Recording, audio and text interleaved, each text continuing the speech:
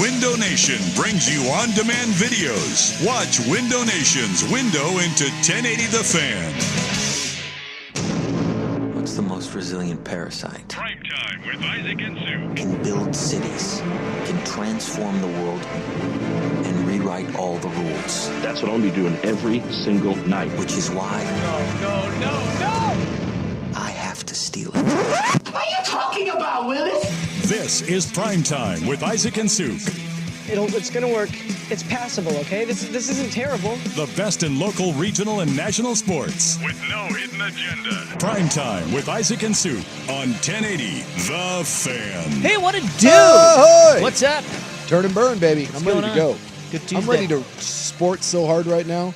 You're not even going to believe it. Me too. Yeah. We only got 2.5 hours to sports. I mean, and then in the news, I mean, come on. We got like an hour. An hour tops to sport. Yeah, Let's we're go. filler today because the real star of the show is at 5:30 when Joey Mack takes over and the Ducks take on the Hoosiers tonight. I mean, look. God dang, what do you think? When you got Joey Mack on deck, exactly. All you try to do is you try to ease the people into the greatness that is Joey Mack. You can't be expected to follow that. No, we're just pre-gaming. Yeah, exactly. So, yeah, we're going to sports hard, I think. Yeah. I feel it. Tumani Kamara talk all day, taking calls. Defensive player of was it the month or week? Month, yeah. Month, Month. dude.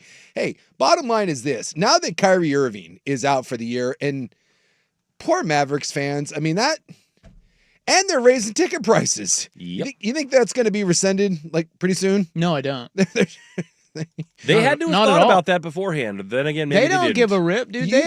You trade Luka. Anthony Davis gets hurt 31 minutes into his Mavericks career, may not come back, and then Kyrie Irving blows his knee, and now you're raising ticket prices by like 8 to 10%. Have fun with that.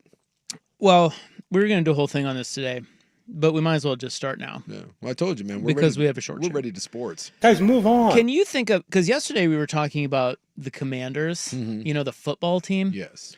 Which that bothers me immensely that they're the Commanders, and apparently they're going to stay the Commanders. Well, they have new ownership. Yes. And it's amazing how you go from bad owner to good owner, how quickly things can change. Absolutely.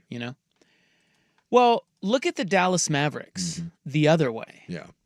And when you go from good owner to bad owner, it's amazing how quickly things can change. 100%. Because, I mean, is there no more shining example than Dallas? It's shocking. I mean, it is some of shocking. that's rotten luck, but I mean, I don't think it is luck. Well, I mean, it's not luck. It's just they traded a top 5 player in the league for a guy who is always hurt. Okay. Well, shockingly, the guy who is always hurt got hurt.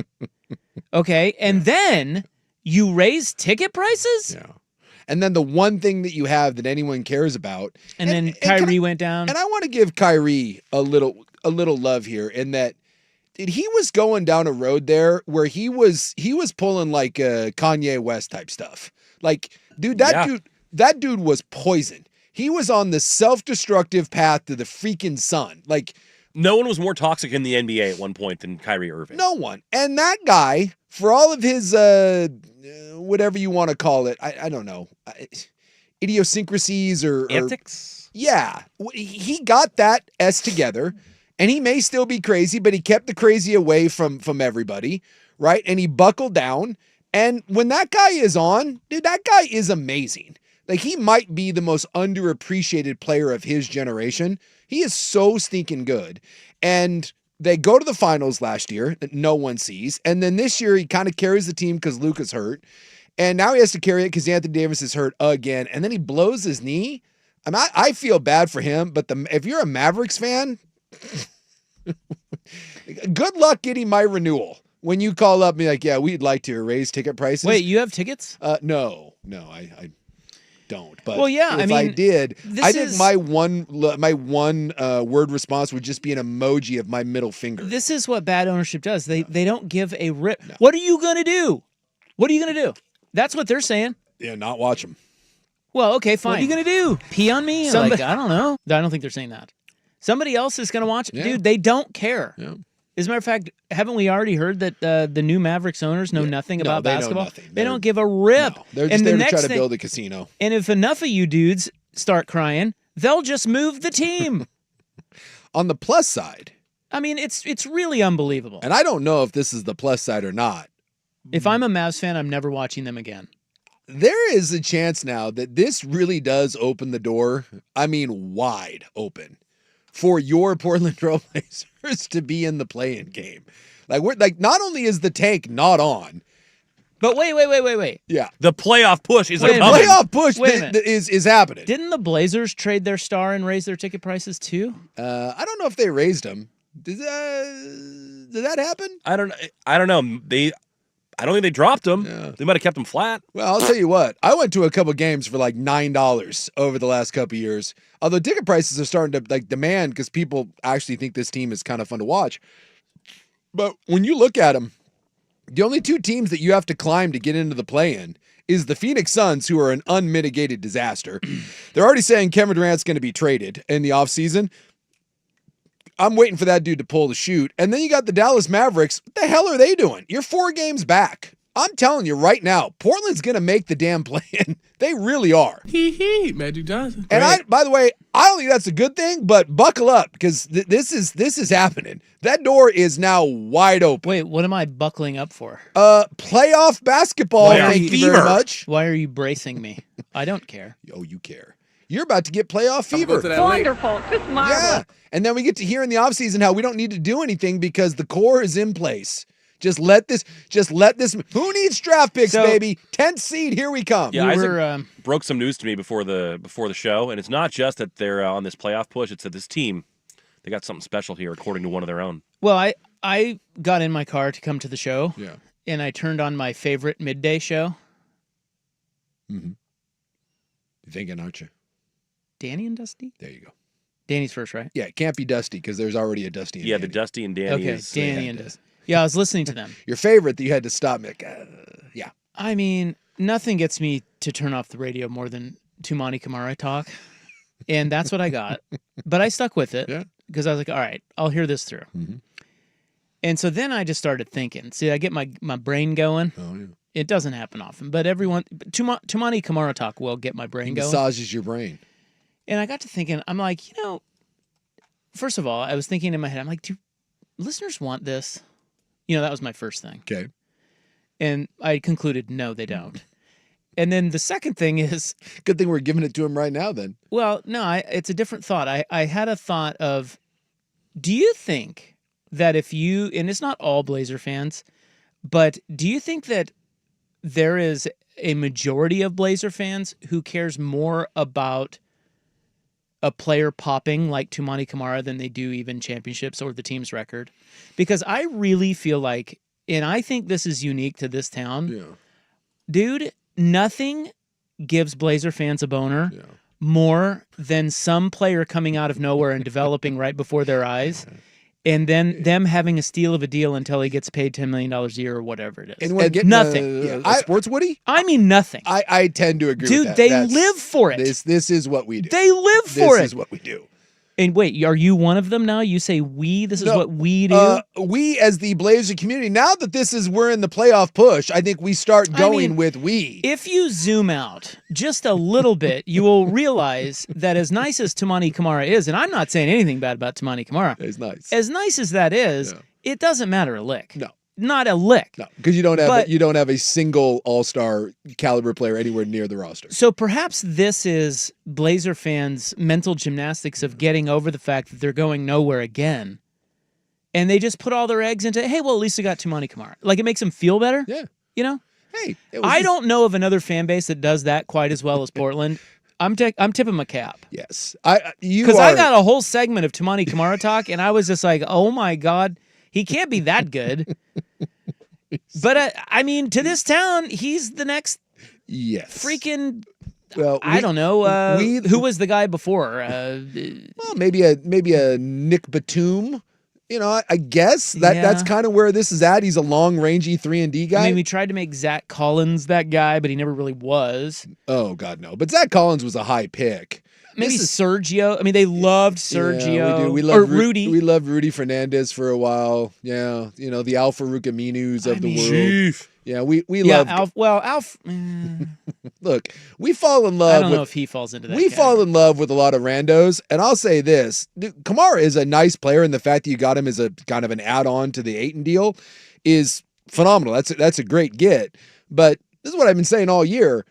You have you don't even have a collection. Like, the best thing you got going for you right now is you got 2 or 3 guys that look to be solid starters. And we seem to, as you said, some Blazer fans make that out to be this phenomenal core of like, oh my God, the sky's the limit. And let me tell you, the sky is not the limit. That's more of like the skyline is the limit. Like hold on. I have an example for you. Listen to me. Yeah. I want you to go to Pinwheel Empire. All right. Okay, this came across, hold on, how do you spell pinwheel? Pinwheel. And we spelled program, P-R-O-G-U-M. Yeah. Okay, and I love Pinwheel Empire. Mm-hmm. I do. They do a good job. Blazer Twitter, this is what I'm talking about right here. Oh, we on Twitter or are we on their website? It's on Twitter. Okay. And Pinwheel Empire tweets 23 minutes ago, look at how much this team loves each other, man. And it's Ant Simons and the team. I guess they're on the team plane. I don't know. Yeah. You don't even need sound up. They're high-fiving. They're having a good time together, whatever. Yeah. And then it says, we got something real special happening here, Blazer family. This is what I'm talking about right there. Yeah. It's just the cutest little thing, but do you? Yeah. Do you? Yeah, that's what it's all about. You got special? Hey, you're going to be the 10th seed. Like, what are they talking about? Well, they're 10th seed. So that's what we're talking about. This is what Portland does. Now, if you would like us to feed into that every day with an hour of hot Tumani Kamara Western Conference Player of the Month talk, we'll do that. We're not above that. I'm watching this video of Anthony Simons being adorable on the airplane, and it sure does look like a cozy family environment. But I don't think the people want that. At least our listeners. Maybe they do. Maybe they do. Let's take a call in right now. 503. Buck wants to talk to you. Yeah, that's right. What do you even call? Don't worry. You call about the same it. as the Don't text worry number. Oh, same number. Same that's number. right. 864-6326. You can text or call it. First call gets through onto the air. You can give your hot Blazer take for 2.5 minutes. Actually, 5 minutes. We'll go the way of Kermit Washington. Oh, we got a Mo Harkless. That was pretty good. We fell in love with Mo. Josh Hart was another one. Wesley Matthews was one. Yeah. But he was already... I'm talking about... Josh Hart was a great example of this. That Josh Hart... Yeah. And Josh Hart's a solid starter, but boy, there was a lot of like, how dare you get rid of Josh Hart? I think there's a lot of that. To me, it's less the already a veteran player who can play in the league, like Josh Hart or Rodney Hood or Wesley Matthews, and more the guy that you never saw coming, right? That is just a diamond in the rough, and my God, for whatever reason, he has popped, and your sports pants just explode here. They go crazy over it. Just the idea of getting that 10th seed and getting your ass kicked by Oklahoma City. Oh, yeah. Well, this does lead to a question. I think we're before the end of our show today, before we turn it over to Hot Ducks Hoosiers Hoops, we have to have the starting 5 of this ilk. We have to put together. I like where we're going. Tumani Kamara's on the team. Oh, 100%. In fact, Tumani Kamara right now, dude, that guy might be driving the bus. Like you're starting 5 of fan favorites kind of a deal? No, non-star fan favorites? We need to describe it. We need to the guy simplify it. The guy that was a nice player that Portland turned into the next Kobe Bryant. And by the way, might I add to this? Baby Kobe. Might I add to this? Exactly. Baby Kobe, you might have 2 of them on this very team.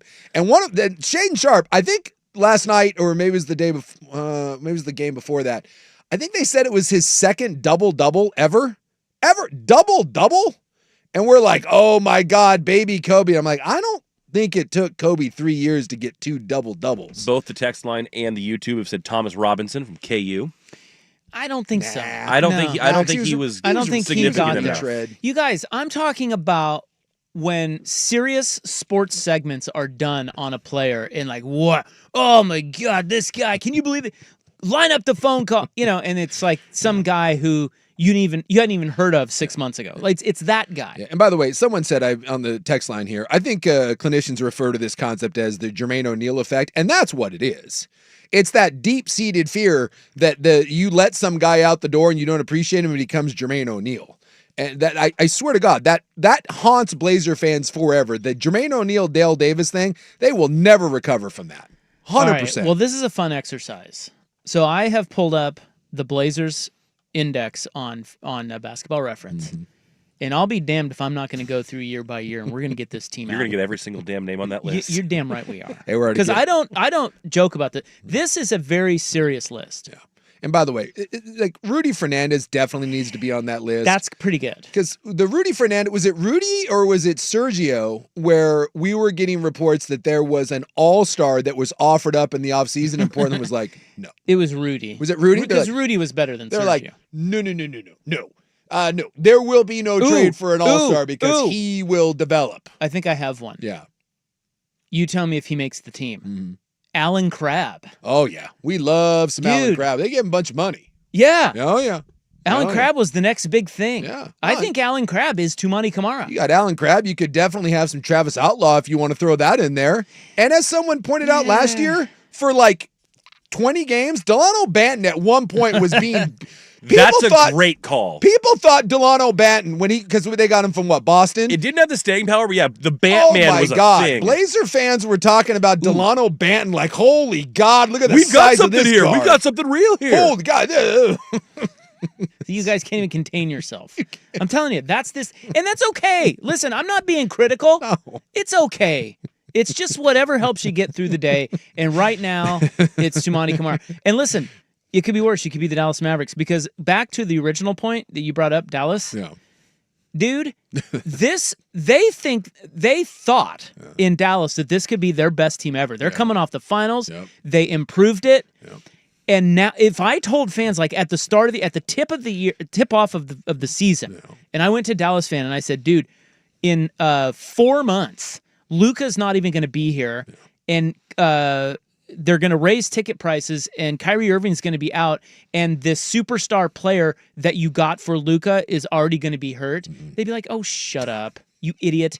Hot take sports guy trying to get under my skin. Yet all of that is true. Yeah. And then they raise ticket prices. This is the definition of the Lebowski. The plane has gone into the effing mountain. I mean, you're right. It's an implosion. Theo on the YouTube says this segment is causing me immense rage. You guys have no idea.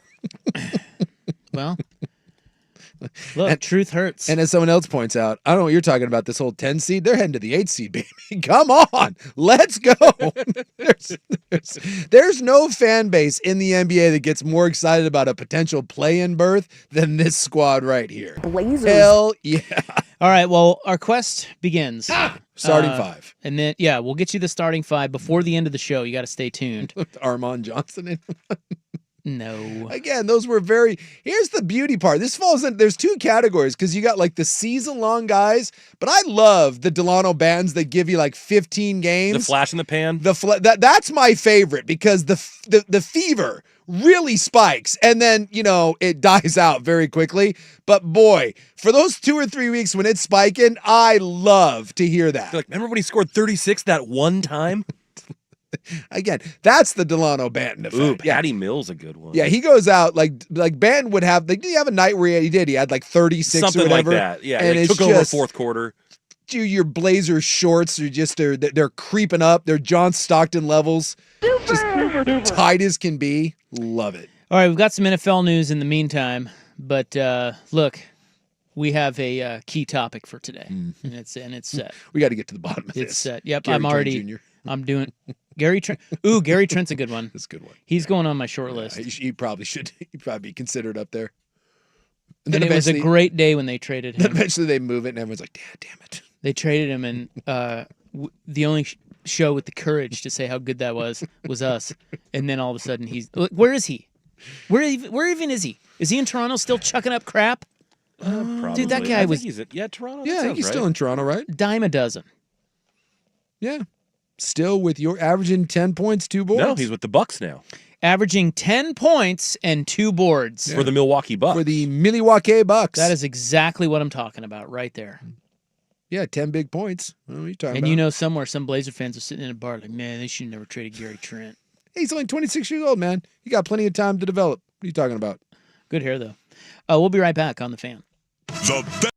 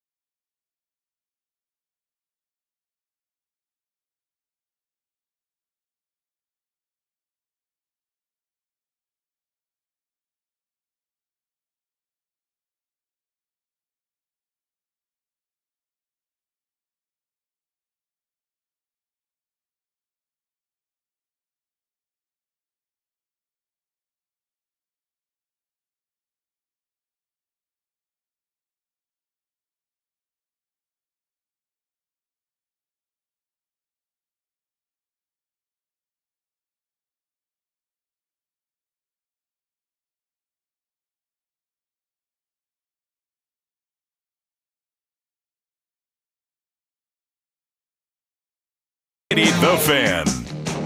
All right, we've got some hot NFL news today for you guys out there, Sportsland. It's the NFL! Saquon Barkley just got $36 million. Turns out when you have arguably the best season a running back's ever had, you get a bunch of money. Yeah. I still contend, like, all the shade being thrown at the Giants. I'll just say this a million times over. Saquon, the best thing that the Giants and Saquon Barkley ever did was just break up. Because if the Giants had paid him $20 million a year, they're just paying $20 million a year for a guy that would do nothing for the Giants, and you'd still win 4 freaking games. You're just not good. And for all of the Saquon Barkley, like, oh, I got a chip on my shoulder. Great. You got to go with the most talented roster in the NFL.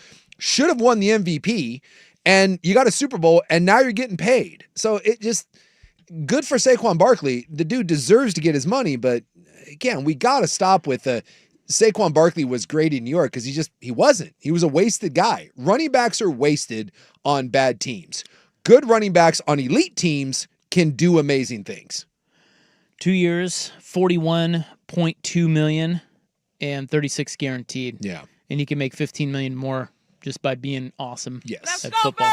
What? And hopefully he continues to be awesome because, again... he's such a big piece for them. Well, he's everything to them. Yeah, I mean, it really kind of... Like, who saw that coming? Even though it was like, even at the time, people were like, Giants, you dummies. But I get what you're saying. But a lot of people were like, come on. You just let him go to the Eagles. It reminds me a lot of Christian McCaffrey to the 49ers. Yeah, a little bit. In that, like, they had a lot cooking there already, but then you put him in the mix, and suddenly, like, your offense becomes a super offense. And by the way, Carolina was happy to get rid of him. Right, because he wasn't doing anything like, for them. He was banged up all the time. We pay you a bunch of money. They needed capital. You're banged up all the time, and even when you're there, we don't have the. It's like having a Ferrari, but you live in a neighborhood with speed bumps, like or gravel roads. Yeah, it doesn't work. And so Carolina was happy to get rid of him. And for San Francisco, now it didn't lead to the Super Bowl. That's Buck. But put him on the doorstep. That is a great comp because it did. It led San Francisco to be the most potent offense and the door of a Super Bowl. It worked for both teams. It's just that the Giants didn't get anything out of it because they just, they let him walk. And now, now he's getting paid. And so we can maybe stop the, I've been slighted. And by the way, I would like to point out, remember that offseason, no one got paid. I think it was like the top 4 rushing guys, they didn't stay with their teams. No one wanted to give Derrick Henry, Josh Jacobs, Saquon Barkley, and I think there was one more. And all the teams were like, nah, man, we're not doing this. And then they all went to the running backs were like calling collusion and stuff like that. Well, but then they all went to better situations. Derrick Henry, they're like, Derrick Henry doesn't have it left in the tank. He goes, plays in Baltimore. Guess what? All of a sudden he's great again. Well, it helps when you're not playing with the freaking Titans and you go play with the Ravens. Seahawks cut 4 today. Yeah. George Fant is out.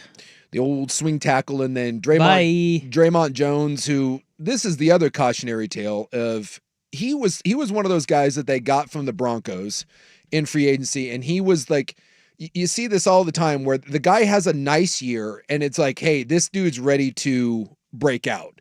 And so someone pays him, and someone pays him a lot. And that was Seattle. And he didn't break out. It turns out he was just a guy.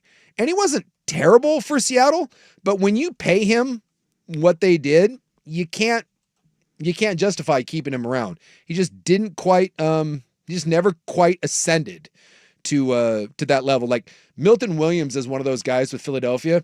Like he had a nice year in Philly, and obviously he had the great playoff push, and he's going to get paid. And I don't know if Philly's going to be able to keep him, but just be careful.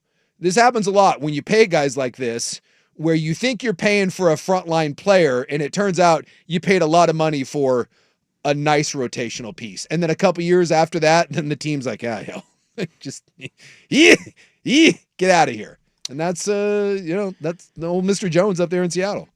Does it seem like they can't ever get the offensive line right? Yes. And why is that? Do you have They are the New England Patriots with wide receivers. The Seattle Seahawks are that with offensive linemen. They just hasn't worked. They have yet to. Is it bad draft picks, bad signings, or both? Both. I mean, they bring guys in and it doesn't really work out. They spend draft capital, You can't say that they don't try. It just hasn't really worked. And you thought Charles Cross, when they drafted him out of Mississippi State, that looked like your left tackle, and it probably still is. It just, last year was a little like, and then Abe Lucas, if he's healthy, you think maybe, and then the inside was just a mess.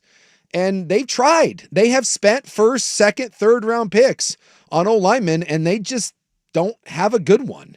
And so, I guess if you're Seattle, you cross your fingers that Cross and Lucas are your two tackles, and then you try to find some interior. You got the center out of Michigan that was okay. Maybe that's serviceable.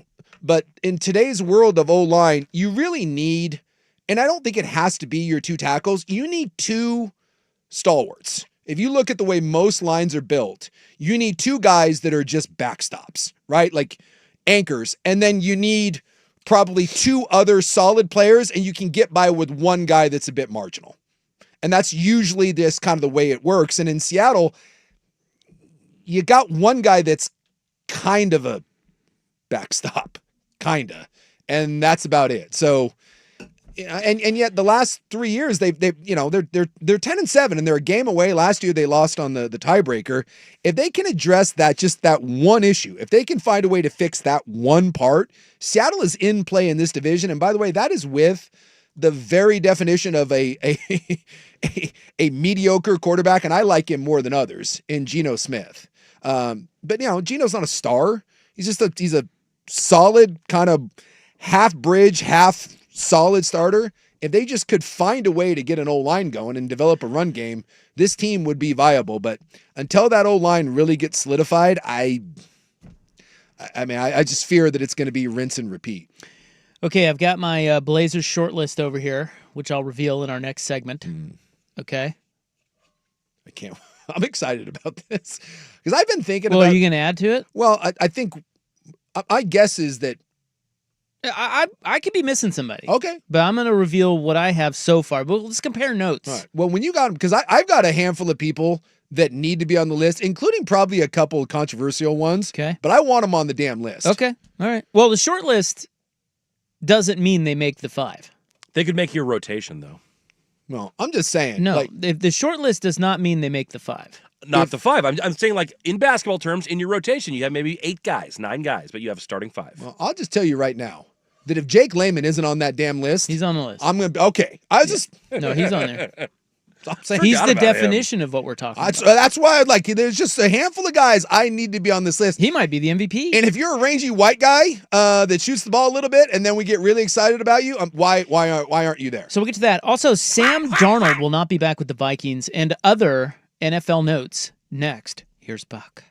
Now, from the Fan Sports Desk, a Sports Center update on 1080 The Fan. Ryan Buckley with this Sports Center update. First on the Fan on the Gridiron, reports out of Philly indicate the Eagles are giving running back Saquon Barkley a 2-year contract extension worth $41.2 million, making him the highest paid running back in the league. The New York Jets have released star receiver Devontae Adams. He was owed $38 million next season, almost all of it non-guaranteed. And the Seahawks announced 4 cuts today, releasing linebacker Draymond Jones, D-tackle Roy Robertson-Harris, safety Rayshon Jenkins, and offensive lineman George Fant. Those transactions will save the team $27 million. In the association, Mavericks point guard Kyrie Irving tore his ACL in Monday night's game against the Kings. The Mavericks currently own the 10th seed in the Western Conference, but are just 4 games ahead of the Blazers for the final play-in spot. The Oregon men are back in action on the hardwood tonight as they host Indiana. Tip-off is at 6 o'clock with pregame coverage starting right here on the Fan at 5:30. It'll also be nationally televised over on Fox Sports 1. The Ducks are 6.5-point home favorites. More sports scores and stories in 30 minutes. I'm Ryan Buckley, the 1080 The Fan Sports Desk. Listen live or on demand on the Odyssey app, the Fan's desktop player, or tell your smart speaker to play 1080 The Fan. Your favorite fan shows are on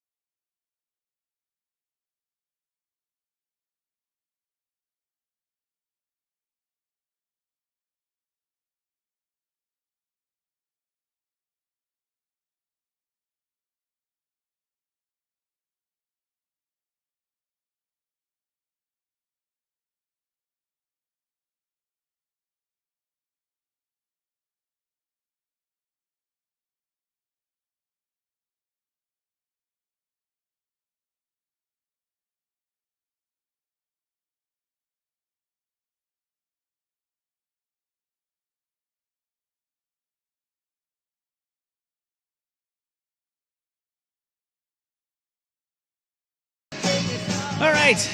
Well, Sam Darnold will not be back with your Minnesota Vikings. No. They did not franchise him today. No, they're gonna move on. And they should. They're gonna go with JJ McCarthy. Well, it's weird because he played too good. I think they would have been comfortable on that 20 to 25 mil, but I think Sam, and rightfully so, is going to want something much higher than that, and he's probably going to, when you pay him that kind of puts you in a pickle because I do think they want JJ McCarthy long term. So it goes to show you, as good as Sam Darnold was, and they won 13 games, if I'm not mistaken, or did they win 14? 14 games. Yeah, so they won 14 games. Sam Darnold had a great year.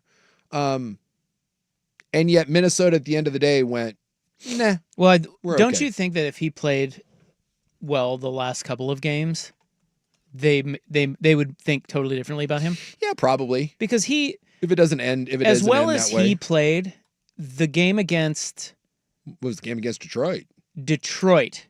And then they had one more after that, didn't they? Well, the playoff game. And who'd they lose to? That was the Rams. Yeah, the Rams did the same thing to him. Yeah. So those two games right there, if Darnold plays like he did prior, I think that he might be back in Minnesota. They'd feel good about him. It's possible. But he got exposed. Yeah. Well, and we even said this, like, when you watch Darnold play, like, I hate the system thing, like, because you're getting this with Brock Purdy right now. Brock Purdy is a really good quarterback, but there's draft bias, and we're going to sit there and say that Brock Purdy doesn't look that great, and he's the product of Shanahan and all that. But to an extent, Sam Darnold was the definition of the product of a system, because when you watched him play, the old Sam Darnold attempted to come out. It did, and he just got away with it. And they won a lot of close games, and Sam Darnold had a really nice year, by far his best year. But when you watched him play, I think most people, including the Minnesota staff, knew what was going on. And then, yes, you get exposed at the end of the year, and you have the Sam Darnold game that reared its ugly hand, a couple of them. And I think that's just that was kind of the nail in the coffin. I still don't know, even if, I mean, look, if you go to the conference finals and he plays great, I think this is harder to do. But let's just say that it was, that he didn't have bad games, but they lost anyways, right? Or maybe they won one extra game. I'm still not certain that Minnesota is paying him the $40 million that he's going to want. I mean, the Daniel Jones thing, I just don't know if they were ever going to look at that and be like, this is where we're comfortable with. Whereas Brock Purdy can look at it and say, hey, I put up 3 years of better numbers than Dak Prescott, better numbers than Trevor Lawrence. I put up better numbers than Jordan Love. Now, I'm not taking $40 million. I want 50. I want 55. Darnold didn't really have a leg to stand on with that. I still think he's a solid option out there, whether that's Tennessee, whether that's Pittsburgh. Like, Sam Darnold proved last year that he deserves to be a starting quarterback in the league, or at least a shot at it. I wouldn't give him $45 million. I would like something more along the lines of kind of the Geno Smith. Some people think he's more Baker Mayfield, but I certainly wouldn't commit more to him than probably 2 years. That's good. Knowing that, hey, I'll give you the 2 years of guaranteed money, and then if you don't show me in 2 years that Minnesota was for real, a year into this thing, I got to be able to punt without losing my ass. Power rank Geno, Darnold, Baker. Bloop, bloop, bloop, bloop. 1 second. Okay. Holding. Oh, damn. Holding. Hold on. Still holding. Yeah, I know.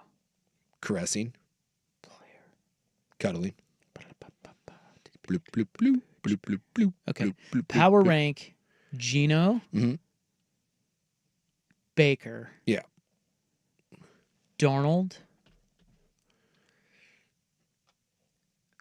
Is there one more, or are we just going those There's three? one more. Okay. Just hold on. It's suspenseful. It is suspenseful. You cut this tension with a knife. By the way, I've stopped cuddling. We're rounding second base now. This is getting good. I know. We're about to go Dr. The Dan. people want to know who I'm going to name next. I'm going to show you my boobs. It's about to be a diddle involved, Dr. Dan style. Are your balls jiggling? Cousins. Because I got Cousins' old ass. All right. Baker's one. I think Baker is a good starting quarterback in this league. I think Baker is a borderline top 10 quarterback in this league. Rock solid. Baker 1, no doubt. I think Geno's too. And wow. People call me crazy. Geno Smith is now, it would have been Kirk, but dude, you're 30, whatever, 7 years old, coming off that Achilles tear. You can't move. The Achilles injury is still kind of a career killer. We act like the Achilles injury has just magically gotten better. Dude, a couple years ago, this was known as something you did not come back from. And we've seen it time and time again that it really can be hard to come back from, especially when you're old. Cousins was bad. So I take him out of it simply for his age. Otherwise, he would have been much higher. I think he probably would have been one. But I'm going Geno, I'm going Darnold, and I'm putting Cousins last. I don't like aging quarterbacks that can't move, especially that need to play in a system where you are just going to be beyond protected. So, and Darnold just hasn't done it. We had one season of Darnold being solid. Geno has been solid with a rotten-ass O-line and a rotten-ass running game. I would love to see Geno, this version of him, play in a good system. I think Geno in a good system could be someone that you finally gave some credit to. It's just that he has the Sam Darnold moments, and he plays in a bad system, and he plays with a bad old line. I think Geno, for instance, Geno last year in Minnesota, I think has as good, I actually think he has a better year than Sam Darnold does. But they all have flaws that fundamentally stop them from being quarterbacks that you would be in love with. The only quarterback there that I would feel comfortable with saying that is my franchise guy is Baker.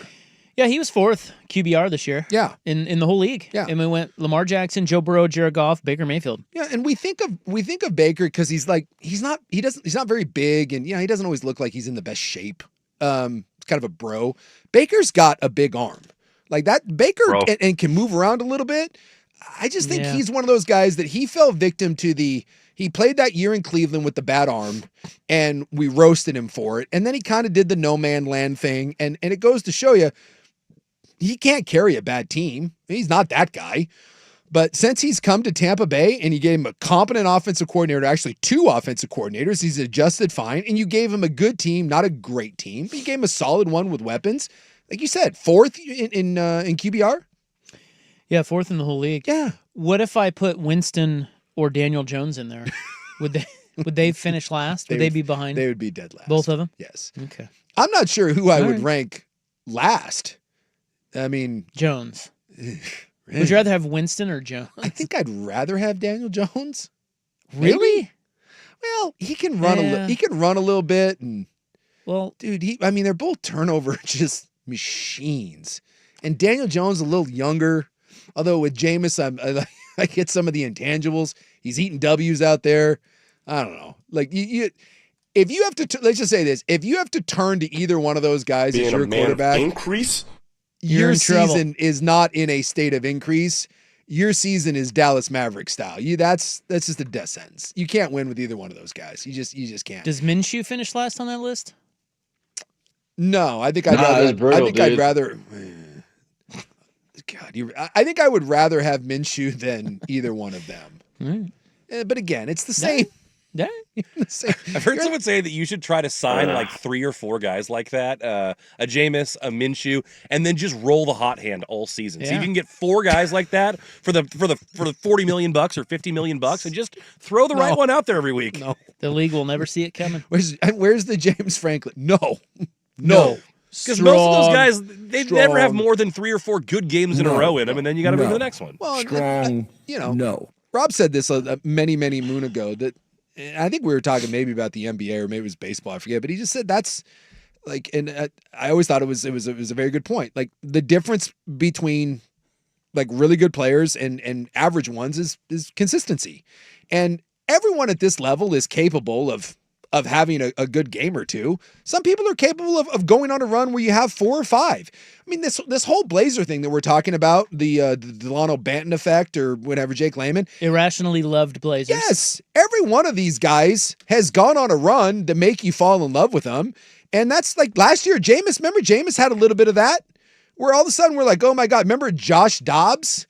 With Arizona. Yeah, there were some Dobbs moments where you're like, oh my God, look at this. And then the reality of the situation just comes crashing down upon you. And every one of Gardner Minshew had this. I remember that. Like he had to, this guy is But I feel plucky. like that happens with.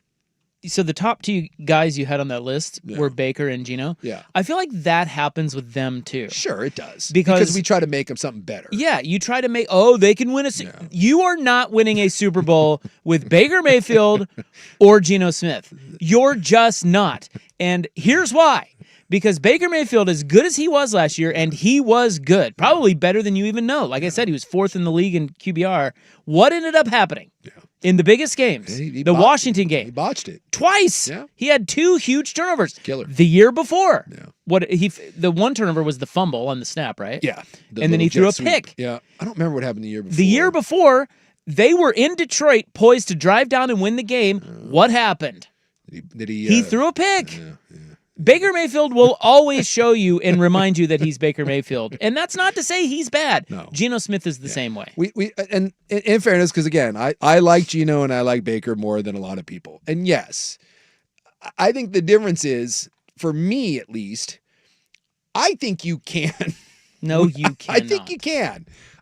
And look, I know it's hard to do, but I don't think that there's a huge difference between, and this is going to piss some people off, Baker more so. I don't want to say Geno. I'm going to leave Geno out of this. I'm saying Baker. There is not much difference between Eli Manning and Baker Mayfield. There just isn't. Okay, but can I point something out, though? Yeah. Look at, and I'm going to use an extreme example. Okay. But this is what I mean. Mm-hmm. You could be undefeated with Baker Mayfield. Yeah. You probably won't be, but you could be. Could be. Good team. Mm-hmm. When you get into the playoffs, Yeah. I want you to remember what Patrick Mahomes looked like when he ran into the Super Bowl champion Philadelphia Eagles. Oh, he just got murdered. Okay. How do you think Baker's going to handle that? Okay, so this is what happened. This is what I'm saying. I mean, Mahomes is the biggest winner in the league. Yeah. When you get into the playoffs, you run into teams like that. Yeah. Buzzsaws, playing with their hair on fire. Yeah. Baker Mayfield ain't pulling you out of that, dude. No. And in this instance, this is why he's an extreme example. Usually, Patrick Mahomes wins those games. Yes. In this instance, not even he could do that. There is 0 chance Baker Mayfield wins the Super Bowl. See, unless you get really lucky with the matchups. Yeah. And I mean really lucky. I just think if you would have taken that Philadelphia team that we just saw and you flopped it, Jalen Hurts, and I'm not saying Baker Mayfield's better than Jalen Hurts, but that was the 29th best passing attack in the NFL. If you put Baker Mayfield on that Philadelphia team, I think they can win a Super Bowl. I think the Rams are in the Super Bowl. It's possible. Because I think in that weather, Baker Mayfield turned it over 6 times. It's possible.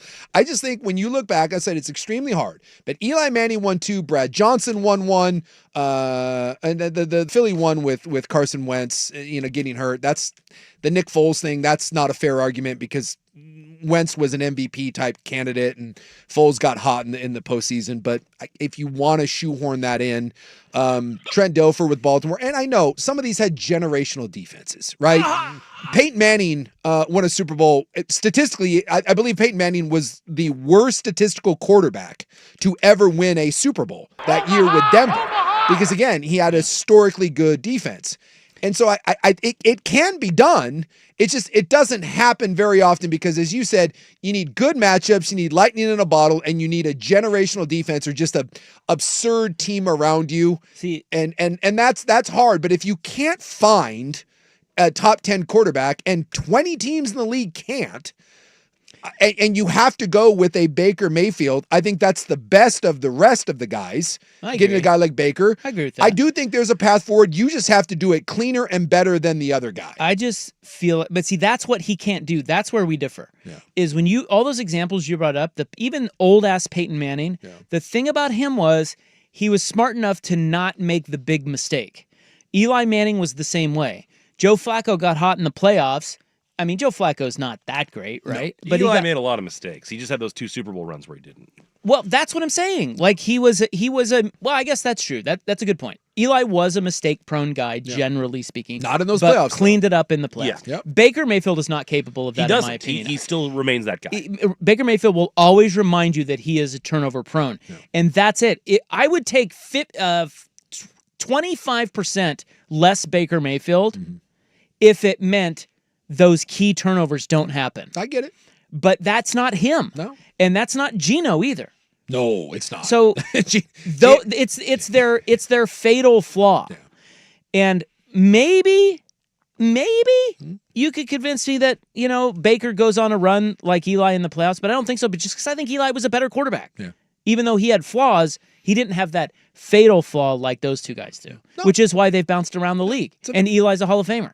It's valid point. So valid we just, point. we just disagree on that. Yeah, I just think a little bit more of those guys, and I just think for a lot of teams, it's not realistic to nab one of those guys because there's like 10 of them. There's 10, and if you can't get one, what are you going to do? All right. And I don't think you can sit there and say we're just going to wait till we get one of those guys because the Chicago Bears have been waiting 70 years to get that guy. So it's hard. All right, I will reveal what I have so far for my diamond in the rough Blazers players that fans made into the next big thing when they were most certainly not the next big thing, even if they were good, but it didn't matter because fans climaxed with sports satisfaction. That's what I'm labeling this. That's a great term. Or we could go with what one of the listeners texted in. Blazer fans most irrationally love Trailblazers. But that, I feel, is a different kind of... Yeah. That's a different definition. Because you can love someone and not think that they're necessarily great. No, we're talking about, hey, this guy's going to be, again, baby Kobe. Yeah, diamond in the rough players, Blazer fans made into the next big thing when they were most certainly not the next big thing, even if good, but it didn't matter because fans climaxed with sports satisfaction. Yeah. We are giving you the starting five of that team by 5:30 today, and I have the short list coming up next for you guys. Okay?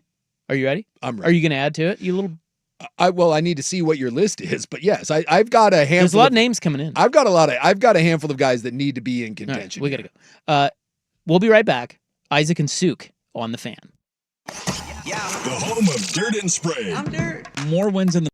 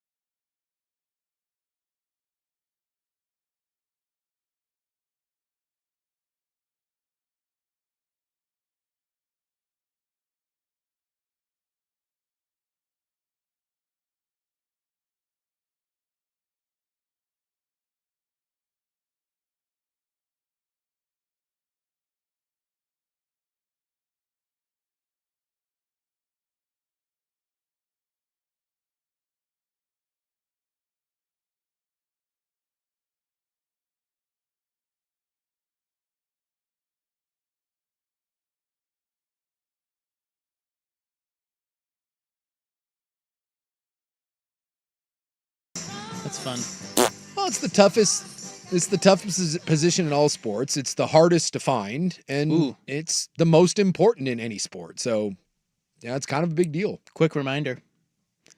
According to the ESPN countdown clock, we only have 5 seconds to TGL Tuesday. Tiger Woods is back in action tonight.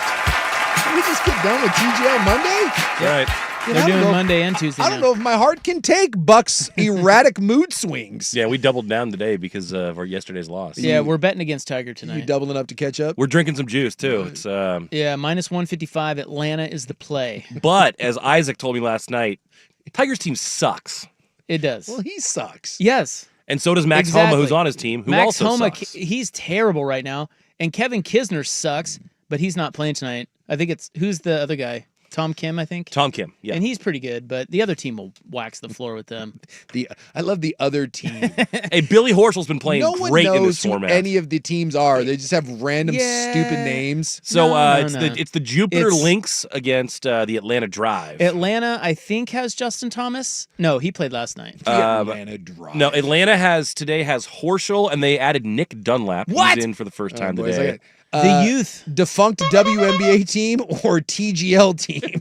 Atlanta Drive? The Atlanta Drive. That's pretty good. I'm sorry. You're telling me the Atlanta Drive at one point wasn't a member of the WNBA? Or what was the other basketball women's league that we had for a while? Remember there were 2 leagues. Yeah, because we needed 2. I'm Lucas Glover, the other golfer. I'm fairly certain the Atlanta Drive was indeed a women's basketball team. We're laying the money with Atlanta tonight. All right. Well, okay. So we have to get back on track. So when we come back, we will have the diamond in the rough players, Blazer fans made into the next big thing when they were most certainly not the next big thing, even if they were good, but it didn't matter because fans' climax was sports satisfaction. Okay? Requirements. You had to have had a good enough run of basketball to get a call-in segment on the local Homer Sports Talk. Okay? And I think that the list of the short list that I have right now, because we're going to break it down. By the end of the show, we're going to have 5. Yeah. The official 5. Yeah. The short list right now, I don't know if I'm missing many, but we're going to throw out the short list next, and then we'll pare it down. We'll try to start paring it down. See what we can do. And see if you can add to it. Okay. So that's next on The Fan.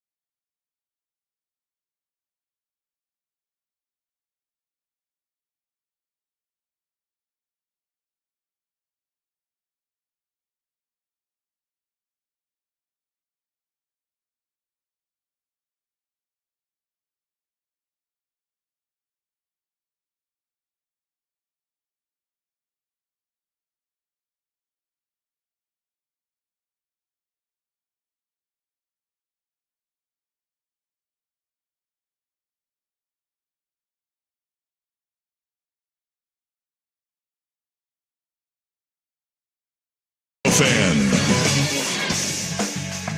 Brought to you by 808 Hawaiian Restaurant. Mixed plates like Grandma used to make if your grandma were from the Big Island, Woodstock, Burnside, Beaverton, or online at ate-oh-ate.com. First on the Fan, On the Gridiron reports out of Philly that the Eagles are giving running back Saquon Barkley a 2-year contract extension worth $41.2 million, making him the highest-paid running back in the league. New York Jets have released star receiver Devontae Adams. He was owed $38.3 million next season, almost all of it non-guaranteed, allowing them to make the cut. The Seattle Seahawks announced 4 cuts today, releasing linebacker Draymond Jones, D-tackle Roy Robertson-Harris, safety Rayshon Jenkins, and offensive lineman George Fant. Those transactions will save the team about $27 million. In the association, Mavericks point guard Kyrie Irving tore his ACL in Monday night's game against the Kings. The Mavericks currently own the 10th seed in the Western Conference, but are just 4 games ahead of the Blazers for the final play-in spot. Speaking of the Blazers, Tumani Kamara winning Western Conference Defensive Player of the Week honors for the month of February. More sports scores and stories in 30 minutes. I'm Ryan Buckley at the 1080 The Fan Sports Desk. Listen live or on demand on the Odyssey app, the Fan's desktop player, or tell your smart speaker to play 1080 The Fan. The ultimate basketball party, Fan Madness, is back. March 20th and 21st at the Stadium Sports Bar at A&A Sportsbook. More info at 1080thefan.com.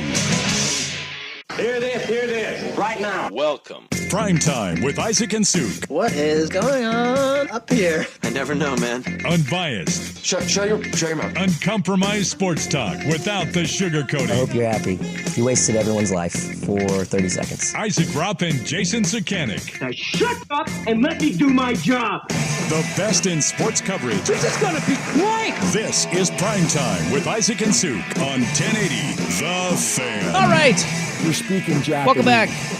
Rob and Suk here. This next segment was inspired, and I do mean inspired, by Danny and Dusty talking about Tumani Kamara for, I think, 2 segments on my drive in today. Defensive Player of the Month, you son of a bitch. Yeah, dude, he's good. Yeah. By the way, just to put this in context. He's good. Yes, he's good, and he's a great defender. I would like to point out, just not making any judgments, he is for the season averaging 10 and 6. So, well, this is your point. This is exactly my point. Yes. So nothing makes Blazer fans hornier than a player like this coming out of nowhere and popping right before their eyes. I mean, I think that they love it more than the title quest, because they believe that when you achieve this level, what will happen is you will keep getting better until one day Tumani Kamara is an MVP of this league. Yeah, I think you're right. Just give him the Supermax now, damn it. And then the haters of the world, like yourself, will come out and say that that's a fallacy and you don't know what you're talking about, and that's not how it works. They like to drink their haterade and eat their hater tots. But the only thing that does to Blazer fan is drive him straight into the Pinwheel Empire message board to call you a hater. And it's this community, and it's just gorgeous. Yes, it's just gorgeous. I don't know that any other fan base is as good at it as Portland. It is what we do here. It's it's in our blood. With that, now there are a couple requirements here. I think that you had to have had a good enough run of basketball to get a call-in segment on the local Homer Sports Talk show. Yes. Where you say that we have found something here, and like the piece is in place, and then you have to take calls about it. Yes. I think that you brought up Yusuf Nurkic, and that is a good one. Yes. But I believe he is a good line of demarcation for not being on the list. Too good of a player. But I like the fact that these players are usually diamonds in the rough. They usually come out of nowhere or are, draft picks, but not ones you knew a lot about or really expected much from. Come on. They made the Nurk deal, and Nurk Fever swept this damn town. He played great. Yeah, and then what happened to him? He was the he is the definition of right here. If I had to sum up Yusuf Nurkic, who, by the way, no one wants anymore, he is the definition of this right here. He's a guy. But he wasn't a diamond in the rough. He kind of came out of nowhere. Not really. They were talking about him or Jokic in I know. Denver. Yeah. That's not a diamond in the rough, man. By the way, Denver they chose wisely. Denver chose wisely. I remember, though, when people were like, I don't know. Yeah, people thought Nurkic here could turn Yes. into like an all-star dominant big man. Again, I agree, but he was not a diamond in the rough. He didn't make my list. He's too good. Wow. He's too good. So that's controversial right there, but it's your list. I can put him on the short list. I don't think he makes the 5. All right. But I understand. So diamond in the rough player, Blazer fans made into the next big thing when they were most certainly not the next big thing, even if they were good, but it didn't matter because fans climaxed with sports satisfaction. Yes. That's the list. Yes. Okay, here are the names that I have on the short list. Luke Babbitt. That's pretty good. Hey, I was once told by the great Mike Barrett, that's the best shooter in the draft. So you say yay or nay to staying on the short list. Okay. You okay with that? Babbitt? No, because I don't think he ever did anything. Yeah, that's fair. That was preseason. That was like preseason hype, but Okay. he's in the Torian Green category. Yeah, okay, that's Like, fair. yeah, That's fair. I like that. Travis Outlaw. Yes. Okay. Yes. People thought Travis Outlaw was going to blossom into like a freaking great player. See, he would be docked points for me because I do. Where was he drafted? I think he was a first round pick. Oh no, he was definitely a first round pick. He was out of high school. I think he was high enough that people were already high on him without ever having seen him play. We'll take a look and see. So I'm not sure that qualifies, but I'm going to leave him on the short list. Nasir Little. Yeah, I'll give you Nasir Little. I like that. Delano Banton. Yes. We're putting him on the short list. Oh, absolutely. Delano Banton might captain this team. My God. Last year, people wouldn't shut up. Delano Banton had me and Nemec betting Banton points overs at the end of the season.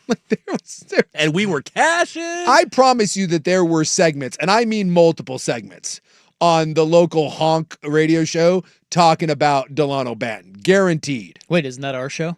No. I don't think I guarantee our shows were also, in addition to the honk shows, talking about Delano Banton. Okay, Rudy Fernandez. Yes. Definitely. Yes. I would like to point out, again, that we were told that teams were offering all-stars for Rudy Fernandez, and the Blazers were like, no. Rudy Fernandez is a star. And then we'd see him like the international competition, like, oh, man. Like, he would dunk behind his back, and we would all collectively, no. Oh no. Okay, so yes. The other names, Gary. We mentioned Gary Trent. We mentioned Jake Layman. We mentioned Tumani Kamara. Obviously, how about Drew Eubanks? Are you kidding me? The was it the Shack of where's he? He's the Troutdale. Shack of Troutdale. Nah, I don't know if he was good enough. They wasn't good enough. I think that was more of a tongue-in-cheek sort of thing. I think so. Okay. I don't think he really got the true fever. All right. What about Zach Collins? Boy, there's a lot of hype. We were told foundational piece. But again, I think that came from the front office. I don't know if that was organic from the fans. No, that was more like think about what he could be, the things he could do, and then they liked that little edge when he got in somebody's face. Klay Thompson or something like that. Outlaw was the 23rd pick, by the way. He was 23. Okay, 23. All right, so he stays on the list. Yeah. Collins, I'm taking off. Ime Udoka. Yeah, there was a moment. I guarantee Udoka had a moment. Guaranteed. Shaden Sharp, I'm putting on the list. I think Shaden Sharp belongs. He might be a starter. Starting because baby Kobe, and look, he may develop into something good, but I would like to point out that on this team, he got his ass benched. He still gets his ass benched, and I think I saw the other night that it was he has 2 double-doubles in his career. But every time that guy has a dunk, and by the way, he has some sick dunks. Again, collectively, baby Kobe. Vonleh. Oh yeah, I forgot about Noah Vonleh. He had a moment. He had a moment. Guaranteed, he had a moment. Okay, so he stays on the list. And then I've got 2 other names on here. By the way, we're already getting the Tumani is better than all of them combined. Someone's going to stab you in the eye with this. Hey, I didn't say anything bad about Tumani Kamara. He's good. But he's also not better than all of them combined. I do think your I don't know focus what you're talking about, man. He's the best player in the NBA. I do best think defensive player in the conference Oklahoma for a City month. would offer up Shea for him right now, and Blazers be like, no, man. Are you kidding me? You see the way he plays Will defense? Barton is on the list. Oh, God, love me some Will Barton. Now, I debated on him because I think that he was a second-round pick, Yeah. and nobody loves second-round picks to pop more than Portland. Yes. But I don't think he really popped until they traded him, did they? No, Did he? no. I mean, he went to Denver, and then all of a sudden it's like, whoa. But he loved People loved some Will Did Barton they? for a brief moment. Again, I thought he drove him crazy. I don't know about that's him. tough. I don't think he's going to make the team, but I'm going to leave him on the short list. And then we have Alan Crabb. Alan Crabb, definitely. I also think that Sergio Rodriguez belongs on this list. We're going Serge? Okay. Because if we had a moment with Rudy Fernandez, we also had some moments with Serge. We loved some Serge. Behind the back, running up and down. Oh my God, best European player. Absolutely. Loved. Okay. Loved. Well, and by the way, this is my point with the Shane Sharp, while he deserves to start. We've already gotten one of these. Oh, come on. Shane Sharp is way better than Nurk. No. Go back and look at Nurk. Magic Johnson. Nurk had a much better run than Shane Sharp has ever had. Stop that. And this is my point with Shane Sharp. Shane Sharp may go down if this is what he ends up being, and we don't know. The guy's very young. He's like 21 years old. Plenty of time. But if this is what Shane Sharp is, Shane Sharp will go down as one of the all-time leaders on this list. Okay. That is all I have here. 1, 2, 3, 4, 5, 6, 7, 8, 9, 10, 11, 12. I have 13 Blazers. Are we missing anyone? I'm trying to think if we had any. Hey, look, that's a full roster. Yeah, I don't know if we you have got the any roster. that Now you need the are rotation and then the starters. Yeah, someone's saying Prisbilla, or is he too good? He was too good. He's too good. Was he? Yeah. I mean, he was a solid NBA player. I mean, come on. These guys, and he didn't come out of nowhere. Yeah. Blazers had a lot of guys like that. Like J.J. Hickson was one of those. Yeah. Even Bazemore had a moment. But they those are guys that are going to get run elsewhere. Great warrior, Kent Bazemore. So 10-6 in Portland is 20-12 anywhere else in the NBA. Damn right. That's right. So it's a force multiplier when you're in Portland. 10-6. No, we won't trade for 20 and 10. No. We'll take 10-6 because the love we have. Okay, well, stay tuned. We'll narrow it down by 5:30 because we're off at 5:30 tonight. I don't know how. This is going to be tough. I think I have my 5. You got your 5? Yeah, but we'll do it together. Yeah, people are throwing out some like Robert Covingtons. No, dude, Covington was good. Yeah, Quintel Woods. No, yeah, that was he wasn't that good. was summer league. Evan Yeah. Turner, Like Evan Turner was too good. yeah. So, Bayless. Aaron Aflalo. Like people are going Myers Leonard. Everyone hated Myers Leonard. No one ever you thought. guys didn't like him. No. Myers Leonard unfortunately got the exact opposite of this. He got a lot of hate that he didn't really deserve. Pat Connaughton. Oh yeah. Not until he left though. Yeah, I know. He left, but he had he had that. He was good with the Bucks. Yeah. I don't know if Connaughton had a moment. I don't know if people were dialing up phones. There was a dunk here and there for Pat Connaughton. All right. Well, we'll wrap that up later in our show in the 5 o'clock hour. You make sure you stay tuned. I've got biker gang news. What coming up next? Oh boy. Is it biker gang news or golf news? Well, it's both. It's Really? both. Golfers The and crossover bikers? you didn't know you needed. Yeah, you didn't know. You don't know you need this story, but you do. Boy, I don't know if there's two groups that would be a more interesting collision course if like a bunch of golf, like imagine like golf bros. Because can we admit we love golf, but is there something more obnoxious than golf bros on a golf trip? Like, come on. Like it's like a grown-up lacrosse team. Now imagine rich, successful golf bros then colliding with like the Gypsy Jokers. Well, you're going to be stunned when Scotty Scheffler joins the Hells Angels. It's like they run into each other in a parking lot somewhere. I would pay good money to see that go down. All right, that story next on The Fan. Back by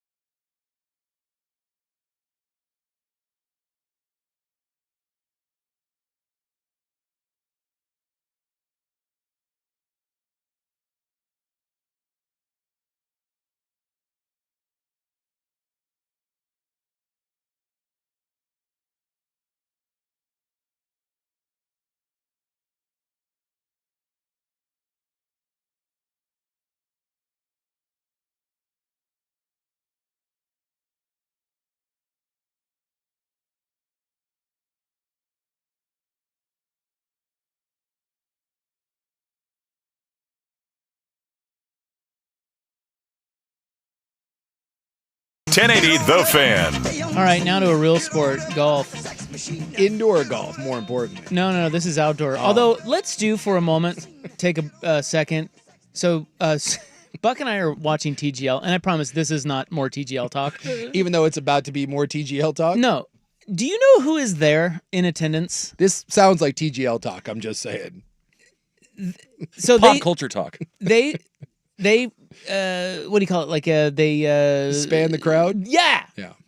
They span the crowd looking for celebrities. Mm-hmm. They saw Sam Darnold tonight. They saw, and I think they play this in Florida, somewhere in Florida. Palm Beach Gardens, Florida. Yeah, Josh Allen is there.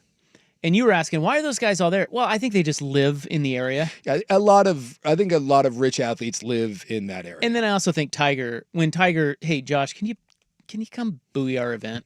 Come on. Yeah, get it. And bring a couple hots. Yeah. I would imagine Tiger says jump. Sure. They say how high. Yeah. In attendance at TGL tonight is the most random famous person ever. Yes. Ever. You could not find a more random, but also wildly popular person than who is there tonight. She apparently is a large indoor simulator golf fan. Canadian treasure, Celine Dion. What is she doing there? Well, again, so I looked this up. It's right by Jupiter, Florida. So she lives in Jupiter? I am assuming there are so many rich people that live in Jupiter, Florida. I gotta believe that Celine Dion was sitting around in Jupiter, enjoying some sunshine, and somehow a manager, someone was like, "Hey, you want to go down and check this out? Tiger Woods is involved," and she's like, maybe her kid really likes Tiger. Yeah, it's just south of Jupiter. Yeah, there's no way that Celine Dion got on an airplane to go to Tuesday TGL. No effing way. And neither did Sam Darnold. No way. Well, anyway. Sam Darnold was in Florida, or someone is giving it. Someone said, "Hey, dude, if you show up, I'll give you a golf lesson." Like, Rory's going to work with him on his putts afterwards. Celine Dion is there. Yeah. And if it's good enough for Celine Dion, it's good enough for me. And Sam Darnold and Josh Allen, just saying. But look, is she not in her own class? Like, NFL MVP's in the building. Okay. She is a global superstar. She is. Seriously, she is like one of the biggest stars in the world. She did sing the opener at the Olympics. She's a big deal. So and you know what else is a big deal? Apparently, indoor electronic golf. Here's the golf story you didn't know you needed. There is a guy by the name of Ryan Peake who he's Australian. He will be playing in this year's British Open at Royal Portrush.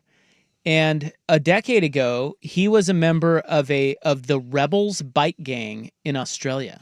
What's this guy's name again? His name is Ryan Peake, Peake.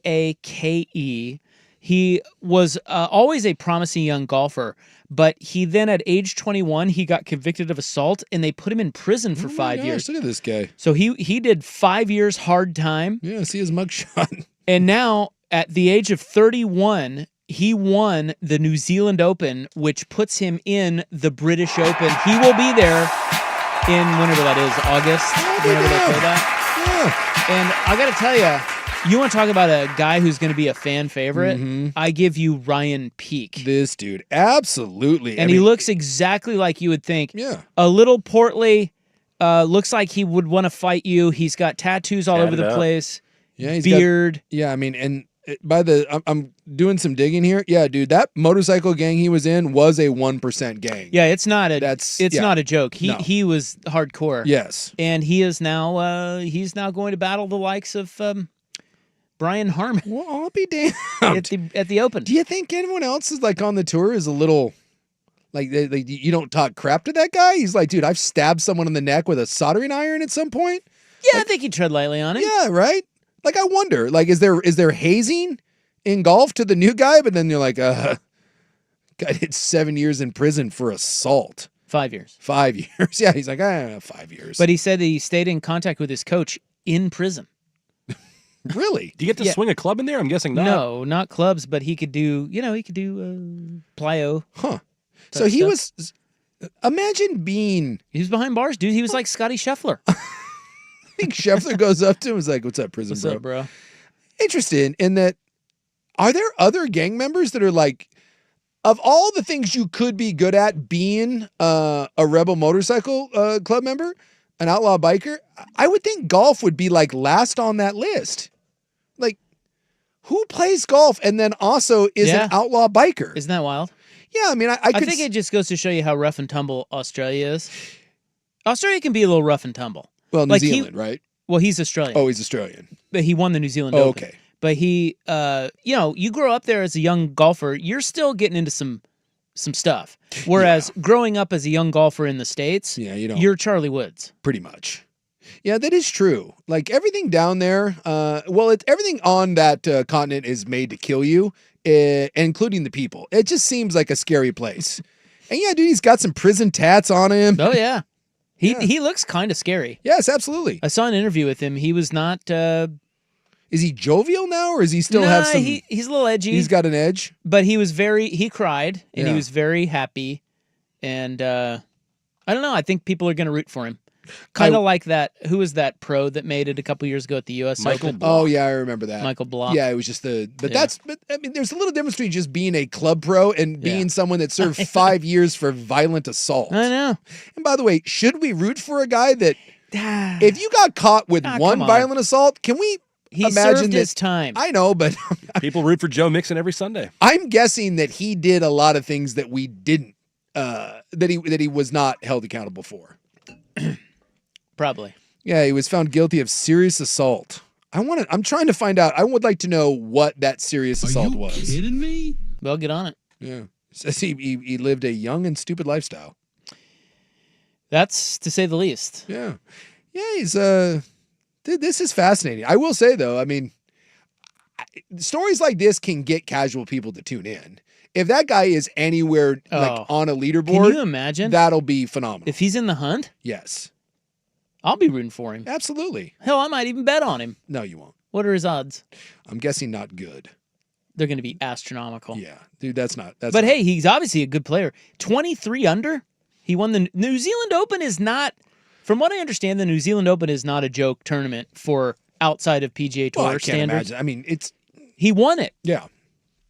I'm guessing if you win any country's Open, it's a big deal. It's the best in the world, and golf is played all over the world. Correct. So yeah.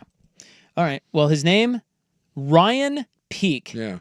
Rebel biker. He does appear to have some very interesting tattoos. Yeah, his tats are nuts. Yeah. But he doesn't hide them. No, they're out there. What if his shirt sponsors are all like...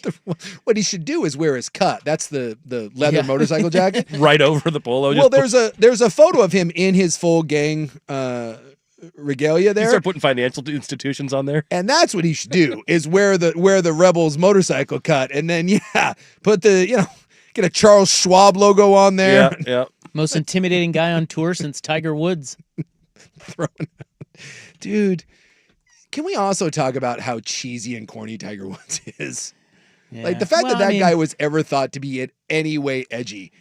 He never was edgy. He was just a big dork. Yeah, he liked Perkins waitresses, though. He is a weird looking...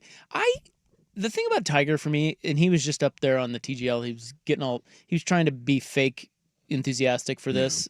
He was going on with Scott Van Pelt. He's got a bunch of money tied up into it. But he is just a really odd looking man. Yeah. Like, I just can't... Is he given up on the hair thing yet? Or he has a hat on, so I can't tell.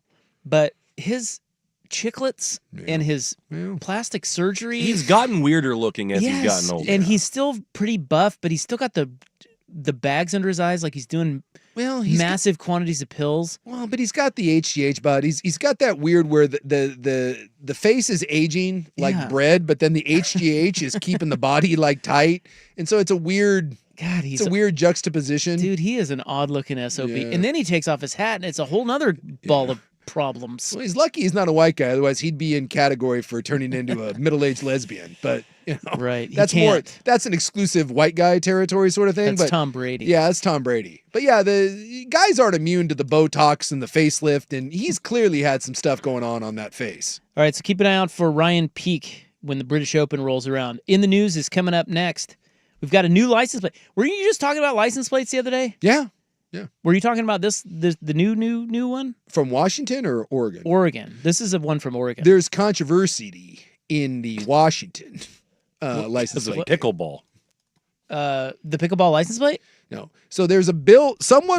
There's a bill right now trying to get pushed through that would allow 10 new signature license plates in the state of Washington. Yeah, this is the story you brought up the other day. Yes. Yeah. Yeah. Well, no, I've got a new one from Oregon. Oh. They're okay. throwing another one at Oregonians. I just love that someone says, no, that could be a waste of money. So now they've formed a committee to study whether or not we're wasting too much money on license plates, because that seems like a better use of our tax dollars. As they should. Yes. Committees.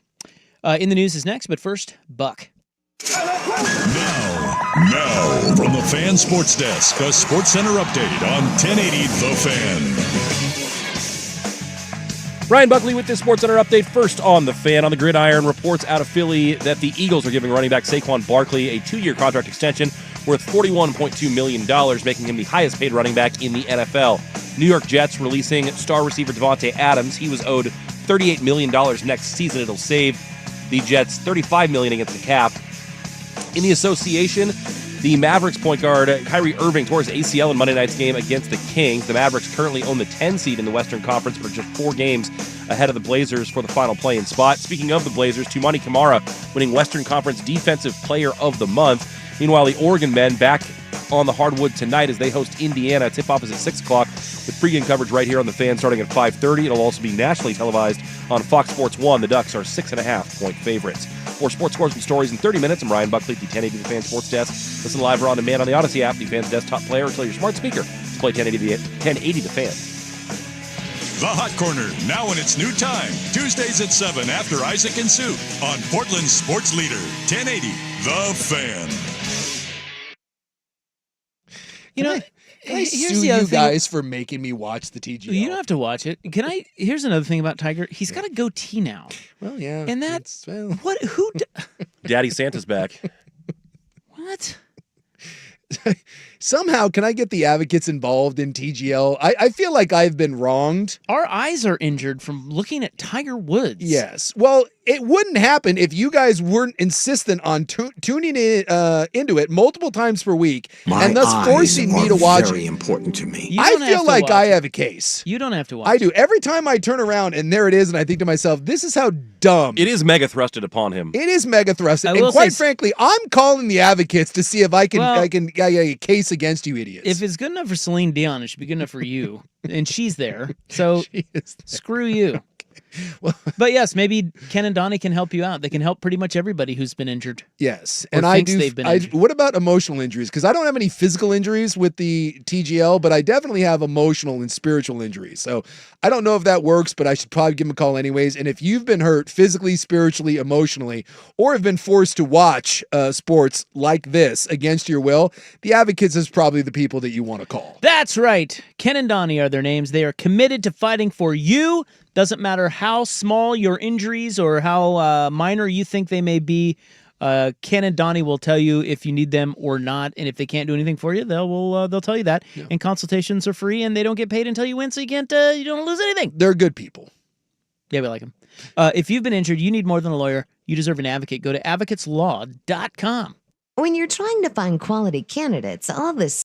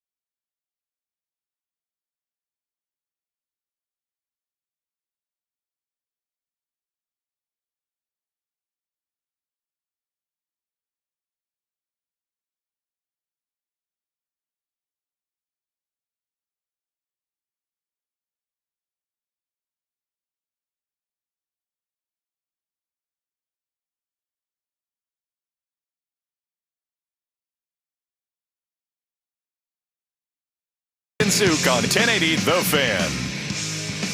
Short show. We're off early for Ducks hoops tonight. They're taking on Indiana at 5:30. It's actually supposed to be a pretty good game. Indiana's got it after firing old, Woodson, right? Well, he's still there, but he's leaving at the end of the season. So they've kind of got a point in the right direction, and they're fighting for their tourney lives. Could be a good game. Yeah. Might not be a good game.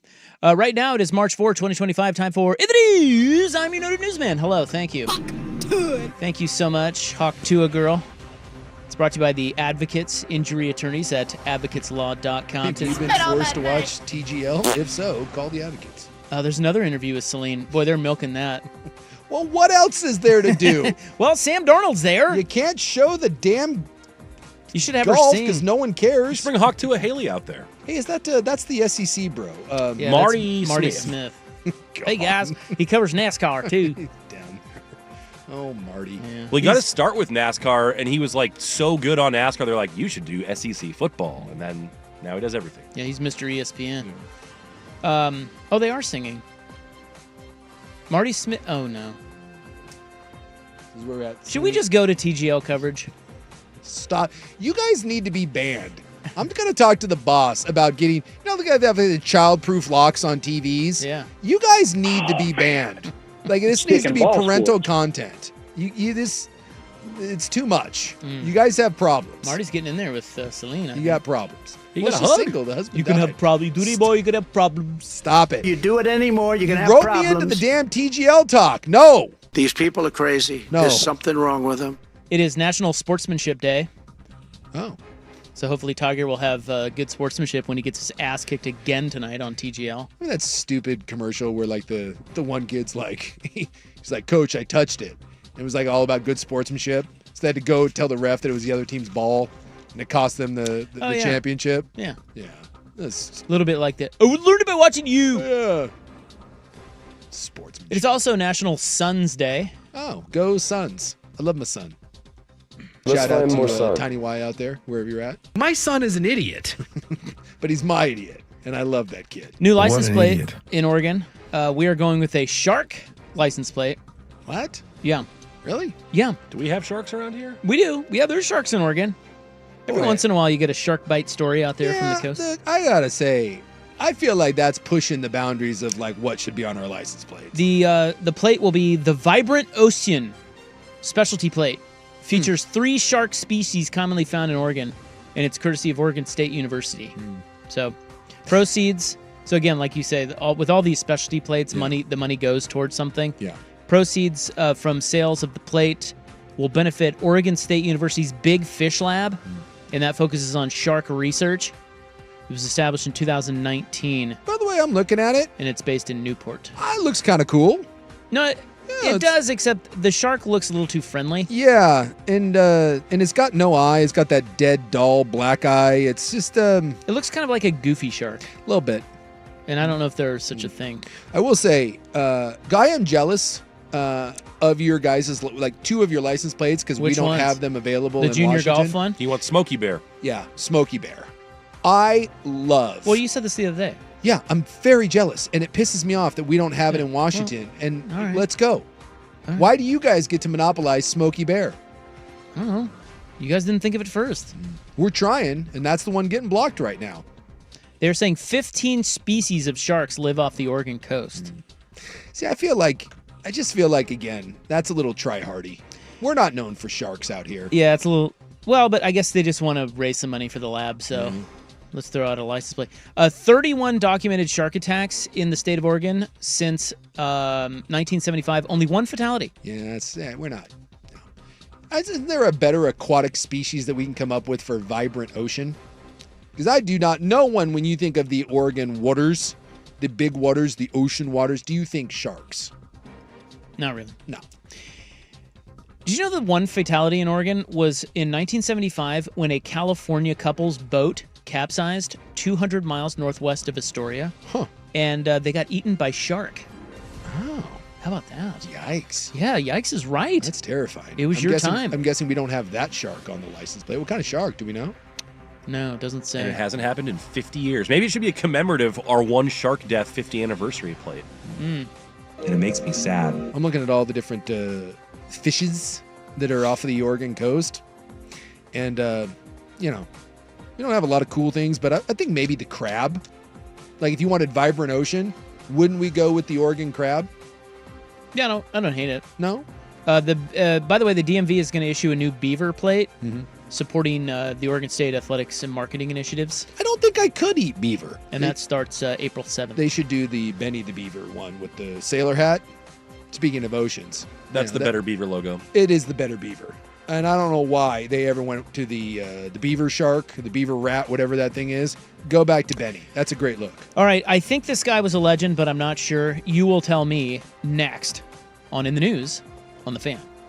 This is The Fan's Window into Sports, a view into today's top stories. Brought to you by Window Nation, online at windownation.com. Just unlucky. Hope that he's healthy. It's not serious. Just the injuries that we've had this season.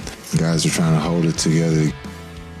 Jason Kidd. Yeah, it's... they lost Kyrie Irving last night. It is serious. He's now dead. They're all dead. ACL tear, out for the year, going to miss a big hunk of next year.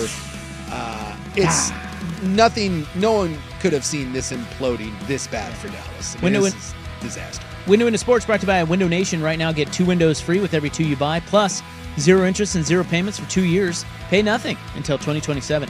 Call 866-90-NATION or visit windownation.com. Schedule your free in-home estimate. Primetime owns the water cooler. You bitched and moaned until we got a water cooler outside of the office. By the way, got that done. How long before Isaac demands trimmed finger sandwiches and caviar? So I was talking to Cooley, and he said, what are we, soft around here? Listen, I don't care whether you care or not. You're the boss. You have to care. You have to care about everything. Talk about it and get the inside story from the station that knows how to live. 1080. I've already succeeded in my coop. The Fan. Hey, it's Suk. When you think of upgrading the outside of your home, think Vulcan Design and Construction. You've heard me talk about their award-winning outdoor living designs, but they do it all. Windows, roofing, siding. So to take your home's exterior to the next level, go to vulcandc.com. Is your financial advisor offering you up to a 30% upfront bonus? Are they promising you up to 10% growth per year guaranteed for your retirement income? If not, you need a new financial advisor. I'm Jeff Jr., founder of Trajan Wealth. If you plan to retire within the next 10 years, don't wait only to find out it's too late. I've seen hard-working folks like you retire only to be required to go back to work, all because their advisor told them guarantees like these were too good to be true. They're not. That's up to $30,000 up front or up to $10,000 per year on $100,000, all guaranteed for retirement income. Don't work when you're supposed to be retired. And if any financial advisor tells you it's too good to be true, they simply don't have the options we do. Call Trajan today at 503-207-6000. Annuity guarantees are based on the claims paying ability of the issuing insurance company. DBA in most states has Trajan Wealth Insurance Solutions. This is Rick Jones of Goldberg Jones Divorce for Men. Child custody is the most emotional issue our clients face. If you're a divorcing father, the relationship with your children is about to change. But that change doesn't have to be for the worse. Kids already feel the stress of parents who don't get along, and they can thrive after a divorce. Kids trust their dads. Their dads trust Goldberg Jones. Call 1-800-DIVORCE and get your phone questions answered at no charge. Serving the greater Portland, Vancouver area. Portland Perks. Looking for some fun that the whole family can enjoy? Right now, you can get one right bracelet to Oaks Amusement Park and get a second one free. A limited quantity is available only at portlandperks.com. Oaks Park, where the fun never ends. Sometimes it feels like the world is moving at hyperspeed and you can't keep up because it's one thing then another. And don't forget the meeting and the yoga class and the dinner reservation. But then you get into the all-new Nissan Murano and you feel the breeze from the panoramic moonroof while the massaging seats melt away the tension of the day. And you realize that sometimes the greatest rush is not rushing at all. Shop the all-new Murano at Nissan USA.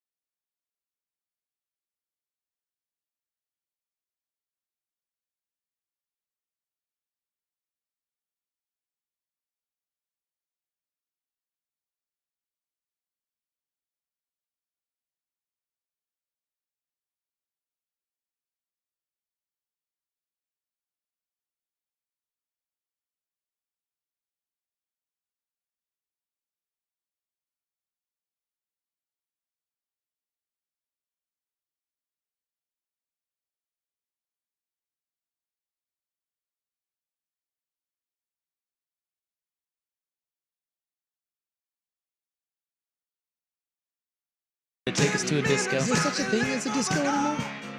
I don't know. When I first moved to Portland, do you guys remember the old I don't know. the waterfront hotel on the Oregon side? There were two of them. One of them burned down. The Red Lion? The Doubletree. Yeah, the Red Lion. I think the Red Lion burned down. I think that's right. It's like the Thunderbird was over there for a little bit, I think. Or was the Red Line on the Washington side? I think it was a Red Line on both sides. Was there? Yeah. Well, there was. So as you're going up into Vancouver, you're about ready to get on the I-5 bridge. Mm-hmm. There's the Doubletree hotels. One was on your left, one was on your right, right? Yeah. The one on your right, one of my first jobs in Portland was there. Then they tried to open this really fancy steakhouse back there, and it was really good, but nobody knew it was back there. Right across the hall from that restaurant was a disco club. Really? Yes, and I'm sure some of our listeners remember going there and having a grand old time. It was big in Portland. Every Friday or Saturday, they had the Disco Duck. Huh. And people we'd be in there trying to serve like white linen steak dinners. Yeah. And all these people dressed like it's 1975, all high on acid, were out there waiting in line to get in to go disco. I'm a little surprised that Portland doesn't have a retro thing like that anymore. That seems very Portland-esque. Get all your friends together for a themed night. That could do very well. I could 100% see that going down in Portland. I'm gonna find out what the name of that was. I had very popular. I had a massage therapist that I was going to for a while, and she would go to. I don't think it was disco. I think it was called silent disco, and that's a big thing with the youngs these days. Yeah, silent disco. They put on headphones, and I don't think it's disco, but like they play like really loud music and dance around, but you wear headphones. Yeah, it's like a cultural thing now. Yeah, it's not. It's like being at a disco. It's usually like EDM or something like that. Yeah, you just dance around. Everyone dances around in a silent room, but but you all are hearing it because you have it in your ears. You have it in your ears, but it's silent. So why not just play the music for the whole room to hear? She used to do it and talk about it. I was always fascinated by that. I think this guy was a local legend. Mm-hmm. I'm not certain. Rest in peace, Tom Smythe. Tom Smythe. Do we know? I think confirmed local legend. Dusty had a post about him earlier this week. Did he? Longtime high school football coach, and so he coached at Lakeridge and McNary. Okay. Yeah, and he coached at Lewis and Clark. Dusty is like captain of the Oregon football history. That guy is like, because his dad, he's tied into all that stuff. I think his dad might have coached for this guy. Okay. Yeah, he started at Laco in 1970. He has passed at the age of 84. Rest in peace. Rest in peace. The great Tom Smythe, you said? Tom Smythe. Tom Smythe. I didn't know him, but it sounds like he made a big impact. And remember, at 84, that's not sad. You made it. You made it to the end. We're still searching for our missing toddler in Sullets. Yeah, it's not sounding so good. I'm told it's pronounced Sullets, not Silets. Yeah, someone got all pissy on the text program. Or maybe Sullets. Rural Oregon guy. Is it Sullets? I don't know. Because they didn't give us the all caps on the two syllables, you know? Yeah, that's true. I don't like to piss off a rural Oregon guy. No. And he takes it very seriously. Yeah. God forbid you don't know how to pronounce where you're from. Sullets. Yeah, let's go with that. Sullets. That sounds right. That sounds right. Yeah. I was reading today that they're focusing on they're now upgrading it to the fast moving river. And they're saying that there's no sign of foul play. The parents are totally cooperating, and they're focusing on the river now. He wandered off into the water. They didn't say that, but boy, the two articles I read certainly kind of fear that he got swept away. Felt like how do you let your 2-year-old wander off into a fast-moving river? Yeah, I guess the in house. Sullets. The house is right there on the river, and it said it was out of the sight of the parents. And I mean, the fact that they're saying, "Come on, man," no foul play, parents being cooperative, and that they're dragging the river, and I just yesterday they just said river. Today in both articles they said fast-moving river. I feel like that's kind of one of those. There's a good chance that's where it happened, and that's just is awful. Poor little guy. Judge has ruled again that the city of Lake Oswego must allow public to access Oswego Lake. This is the ongoing saga of the century. Yes, between the rich white people that want to keep the poors out of their water. But I mean, really, what poors want to use that lake? I want to organize a caddy of Laco off, and I'm talking about like inflatable couches, like an alligator floaty, just whatever sort of horse crap thing that you can get out there on the water. Let's go. American flags. Yes, let's get it out there and country music. Stir it up. Yeah, flags! Get all your Toby Keith music together and let's go. Or maybe we play some rap music to really piss them off. Some Kendrick Lamar, perhaps. Yep, that'll do it. The ruling requires the city to remove no access signs and other obstructions within 120 days. It's over. You know, people out there are just pissed as hell. And now, here you want to hear from Jackie Hollister? Absolutely. Is she one of She's a rich. Okay. She says, "Look, I worry about the environmental impact here." The environment's the problem. Yeah, you always got to go back to the poor people are going to throw too much trash out, or what? She says, as somebody who's trained as an environmental scientist, now retired, it's tricky when you're trying to preserve a great natural resource. Wait a minute. That's not natural, is it? I thought that was a man-made lake. That's a natural lake? That I don't know. Oswego Lake? I thought it was man-made too, but the water she in there's is natural. a scientist, retired, and maybe it's a man-made natural wonder. I think she's full of crap. Look, let's be honest. What was her name? Her name was Jackie Hollister. Jackie, you old bag. You know good and damn well that that this has nothing to do with the environment. You don't want poor people coming to your water. Just say it. Just have some honesty about it. It's not man-made. Really? Boy, that is news to me. The AI is telling me that Oswego Lake is not man-made, but it has been significantly altered. So it flooded. It's half man. The lake formed renovated. It's like Manimal. It's half man, half nature. The lake formed naturally when an abandoned river channel flooded during an Ice Age flood. However, dams have increased the lake's size and water level. Okay. How about that? Well, either way, that has nothing to do with why that lady doesn't want people on her lake. Did you know the Clackamas Indians first named that lake? I did not. Yeah, they named it the Waluga, which means wild swan. I like the Waluga. Can Yeah. we start referring to it back to the Waluga? That's way better than Lake Oswego or Oswego Lake. Let's go. Instead of the Oswego Grill, we could have the, what was it? The white Waluga. The Waluga Grill. Let's do it. Guys, that's your In the News for March 4, 2025. Someone said the natural white resources. We must protect the white natural resources of Lake O. Yeah, look, I mean, the people of Lake O are wonderful, but they don't really have a leg to stand on here. I mean, we all know why you want the lake private. Someone said, Sue, Hispanic male here. I'm ready to go party in Lake O. I got my sombrero. I got my boombox with some mariachi music ready to blast. Let's go. He's not going to do Let's that. organize this. All right, the Hot 5 at 5 is next on The Fan. Something amazing is happening. Despite a citywide blackout, this company is still up and running. That's because CDW deployed and managed a cost-effective Eaton Triplite Series Smart Pro UPS to safeguard equipment easily and reliably. Keep the power on and protect your IT equipment from electrical challenges. Triplite by Eaton and CDW.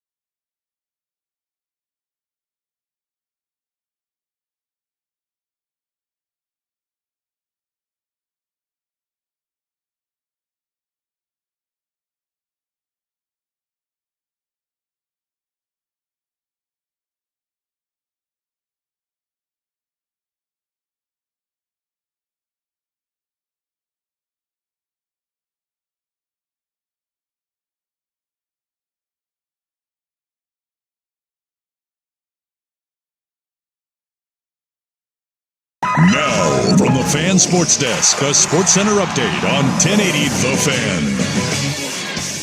Ryan Buckley with this Sports Center update. First on the Fan on the Gridiron reports out of Philly that the Eagles are giving running back Saquon Barkley a 2-year contract extension worth $41.2 million, making him the highest paid running back in the league. New York Jets have released star receiver Davante Adams. He was owed $38 million next season. And the Seahawks announced 4 cuts today, releasing linebacker Draymond Jones, D-tackle Roy Robertson-Harris, safety Rayshon Jenkins, and offensive lineman George Fant. Those transactions will save the team $27 million. The Oregon men back on the hardwood tonight as they host Indiana. Tip-off just about an hour away with pregame coverage right here on the Fan starting at 5:30. It'll also be nationally televised on Fox Sports 1. The Ducks are 6.5-point favorites. More sports scores and stories in 30 minutes. I'm Ryan Buckley at the 1080 The Fan Sports Desk. Listen live or on demand on the Odyssey app, the Fan's desktop player, or tell your smart speaker to play 1080 The Fan. The Fan Merch Locker has a new black 1080 The Fan hoodie, as well as classic long and short sleeve tees. Get yours now at 1080thefan.com. Good afternoon. At the tone, Pacific Daylight Time will be... It's 5 o'clock. 5 o'clock. One step closer to my own personal hell. This is Primetime on Sports Radio 1080 The Fan. We expect the best. We're not afraid to break someone. Do you hear me? Primetime is your source for the best in local, regional, and national sports. Go ahead and clap.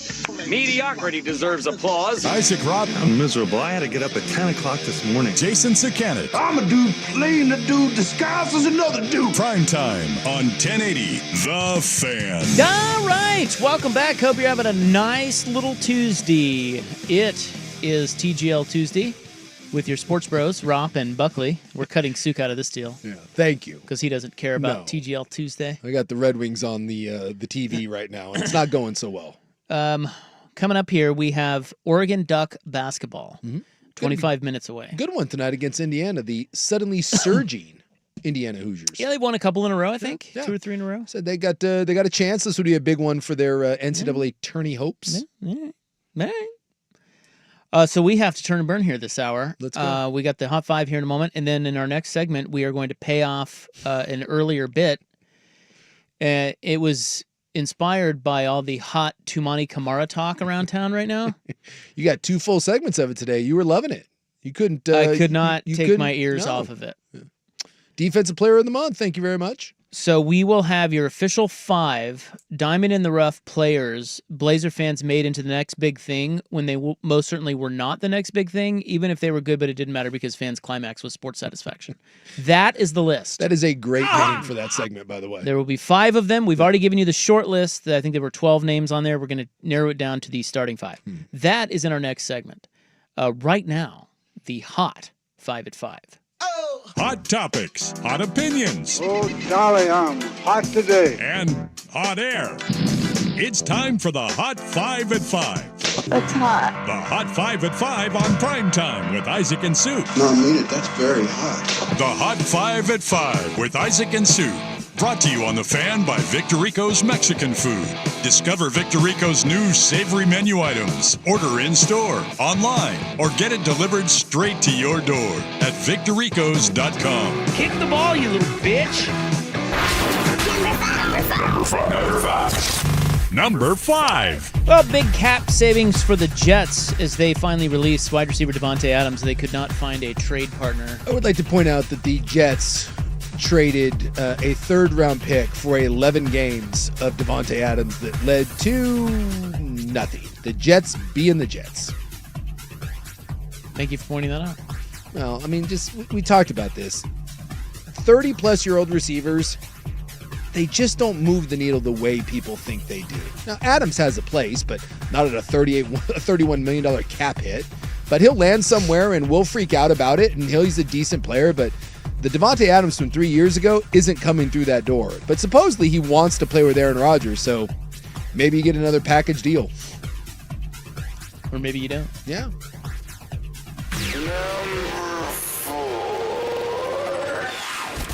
Number 4. Well, the surging Portland Trailblazers now have the Western Conference Player of the Month in Tumani Kamara. Thought he was the defensive player. Oh, yeah, sorry. Defensive player. Sorry. And only for the conference, not the whole league. Let's not get out of hand. Yeah, Western Conference Defensive Player of the Month in games that were played on Friday afternoon. Look, more importantly, I think what we can now officially say is with the Kyrie Irving injury and the Mavericks in free-for-all, the Blazers have the play-in clearly in their sights, led by the defensive player of the month in his own division with games played on Friday. That is where this team is going. Number 10 with a bullet straight up. The tank is off. So they have two very big games. You know, they've reached the biggest point of the schedule. Mm-hmm. This is the apex of the schedule. The Blazers play at Boston tomorrow and at Oklahoma City on Friday. A possible first-round matchup with the Oklahoma City Thunder? Yeah, preview. Clearly, once they get the 10 seed, they're winning the play. A preview of the sweep. Do they get a game from Oklahoma City? I don't think they do. Maybe. Sam Darnold, not franchised by the Vikings. He will have a new team. Yeah, sounds like they wanted J.J. McCarthy, and they're not going to be able to get Darnold around. Also, by not franchising him means there wasn't much of a trade market for him. So he'll go somewhere. I'll be interested to see what that deal looks like. And he makes sense for some people. Of the quarterback options that are out there, Sam Darnold is probably the best of that. If you're looking for maybe not a bridge quarterback, but a Geno Smith type starter, there should be a market for Sam Darnold. I will be interested to see what that number is. Those last two games of the year cost him a lot of money, where the old Sam Darnold reared its ugly head. Yeah, he was bad. Yeah, Detroit and L.A. If he had played well in those two games, I think it would have been hard for Minnesota to let him walk. He's back in Minnesota. I would think. Tonight, he's just sitting at TGL drinking beer. Well, for a guy that hasn't made a lot of money, there should be a payday coming his way. I don't think he gets the Daniel Jones $40 million, but he's going to get paid. Well, it's another blow to the Dallas Mavericks, as if they needed one. They have now lost point guard Kyrie Irving for the season to a torn ACL suffered last night. It's just brutal. I mean, and they're the 10th seed right now. In an absolute free-for-all. We don't know what the hell is going on with Anthony Davis, whether he comes back. And at this point, why even come back if you're Anthony Davis? But good thing they raised ticket prices in Dallas. Yeah. Poor fans down there. That's a rough season, boy. They went from thinking they had maybe their best team ever coming off the finals to losing Luka, getting tickets prices jacked up on him, and now Anthony Davis and Kyrie Irving are out. God, what do they have left? Who even plays? Is Jason Kidd going to suit up? Hey, that'd be something. I saw someone suggest that. It's time for that. First player coach we've had in a while. I loved watching him play, man. He was so good. Yeah.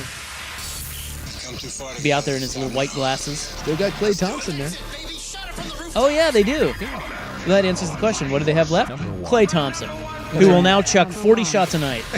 Hey, if Klay wanted that volume scoring, you're going to get it now. No one else in there take any shots. And the Eagles have made Saquon Barkley the highest paid running back in NFL history with a 2-year extension worth $41.2 million. $36 million of that will be guaranteed. Turns out when you have arguably the greatest running back season of all time, where had he played in Week 17, he would have broken the rushing record, and you lead your team to a Super Bowl, you end up getting paid. The best thing that ever happened to him was getting him out of New York. I know he was all pissed and everyone makes fun of the Giants, but in New York, he just would have been another dude making money on a bad team. He goes to Philadelphia, and you get peak Saquon Barkley. And hope he can stay healthy, because he was the reason why that team on the offensive side of the ball was what they were. The Hot 5 brought to you by Victor Rico's Mexican Food. 19 locations across Oregon and Washington. They are now in Lacamas Square in Vancouver. Find a location near you at victorricos.com. When you think of flavor, think of Victor Rico's. All right, we'll reveal the team next on The Fan. Well, it's Isaac back for Window Nation. They call me your Window Daddy. And the reason is because I'm the most trusted man in Windows. Hey, it's your Window Daddy. At least I'm the most trusted man in Windows at The Fan, who does an afternoon show. I want to know who else. Isachi. Who else is in the Window game? I do believe you are the most trusted man in Windows. At The Fan. I'm just trying to think of who else is in the Window game. I feel like Danny is doing a window bit Danny's right in the now. window game? I think he's in the window game, but he's no window daddy. That's right. There's one OG. You were talking about these windows before anyone else. Yeah, Window Nation has an A+ rating from the Better Business Bureau, and right now their deal is a great one. They were recently ranked highest on Forbes' list of best window installation companies. They do a 50-point inspection of every window before it leaves the factory and a 20-point inspection of every window when it's installed. And their installers specialize in windows, many of them with over 15 years of experience. Don't overpay for expensive windows that may not be as good. Schedule a fast, free estimate right now with the pros at Window Nation by calling 866-90NATION or visiting windownation.com, because right now you get 2 windows free with every 2 you buy, and you can pay nothing, 0 interest, no payments for 2 years. So you can pay nothing until 2027. 2 windows free with every 2 you buy, and pay nothing until 2027. Call 866-90NATION or visit windownation.com. And please, tell him you heard it from the Window Daddy. Check out the Fan Merch Locker.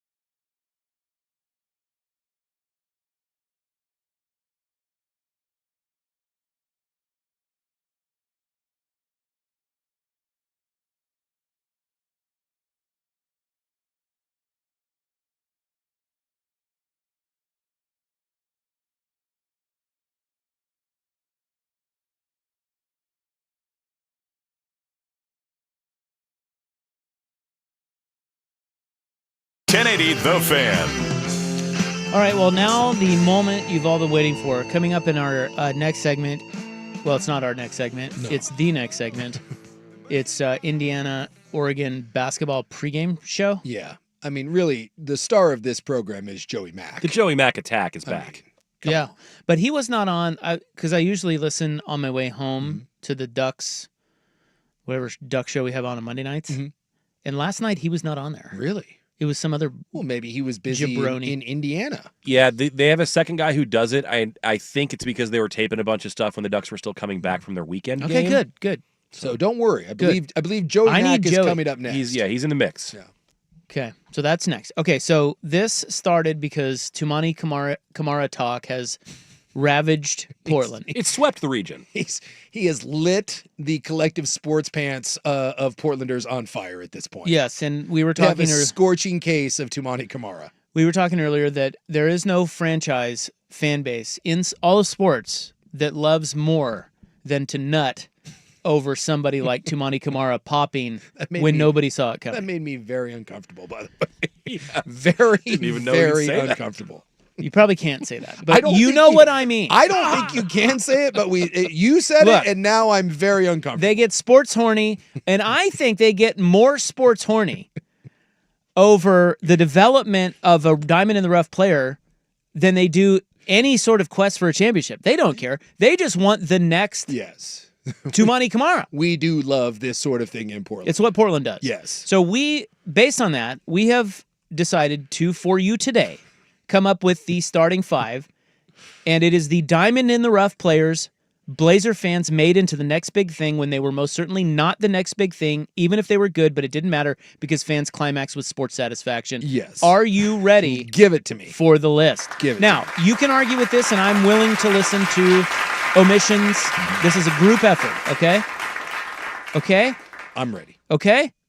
It's a group effort, okay? Okay. I have put, so let me read you the, because we went through this earlier, but just to the short list recap. The short list has, and again, the requirement here, you had to have had a good run of basketball enough to get a call-in segment on the local Homer sports talk show. Yes. I think this guy could be the next big thing in the NBA. We've got a cornerstone piece here. Yeah. Yeah. And he can't be that good. A lot of people have brought up names like Al-Farouq Aminu or Yusuf Nurkic. Journeyman, Rodney Hood is another. These are guys that were decent on other teams or whatever, and they don't count. See, and I would have put Nurkic in my list, but I get it. He's not on the list. He's like the line of demarcation. So here are your... Because Nurk fever was a hell of a thing here for a little bit. Here are your candidates. Gary Trent, Travis Outlaw, Sergio Rodriguez, Noah Vonleh, Jake Layman, Tumani Kamara, Shaden Sharp, Ime Udoka, Will Barton. Did I say Travis Outlaw? I did. Yeah, you did. Nasir Little. Alan Crabb. It's pretty good. And Rudy Fernandez. Those are your candidates. Yeah. So here's who I have chosen. Now you tell me if I've screwed this up. Yeah. Rudy Fernandez is on the team. 100%. Rudy Fernandez might be my captain. Yeah, he might be the captain. The international fever, we were told in off seasons that teams were offering all-star players. Not all-star caliber players, all-star players to Rudy Fernandez. And we're like, no. No. That's the other hallmark. It's someone that people love so much that they're untouchable to the local fan, even though they would be completely touchable to any other franchise. Any other franchise. As someone pointed out on the text program, 10-6 here in Portland, 20-15 in any other market. Are you kidding me? We love 10-6. Love it. Also on the team, I'm sorry, the fever is hot. Tumani Kamara. I will at least say this. He's on the team. I will say this in defense of Kamara.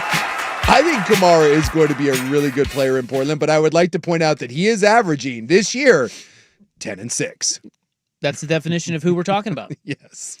Okay. Also on the team and possibly a captain, Jake Layman. Yes. I love that at one point this city was abuzz with Jake Layman fever. By the way, I also found a list of athletic of the 10 worst starting teammates of the Damian Lillard era, and Jake Layman was number 9. Do you see someone on the text line said they moved into Jake Layman's old house? Apparently, Jake Layman really into Mexican timeshares and Boot Barn. And the Boot Barn. He gets a lot of mail from those two, junk mail from those two. Huh. Yeah. Okay. He did have a moment. He had a moment. It was at the end of a season. Yeah. Weren't they tanking? And he was like, oh, I'm sure. It was like one of those. He was playing great. Yeah, and people were just abuzz with the athleticism. And by the way, it helps when you're a white guy too, the scrappy the scrappy athletic white guy. Love that guy here in Portland. Okay, so here are my final two, and these I think are the more controversial picks. Mm-hmm. I have chosen Gary Trent Jr. I like it. Now, he was traded, and I don't feel like there was that big of a backlash, but maybe I'm wrong. I would also like to point out Gary Trent Jr., 10-2. There you remember, go. there was There you go. And after he got traded, he had like a couple big games. We're like, oh my God, what are we doing? And finally, I have chosen for the diamond in the rough players Blazer fans made into the next big thing when they were most certainly not the next big thing, even if they were good, but it didn't matter because fans climaxed with sports satisfaction.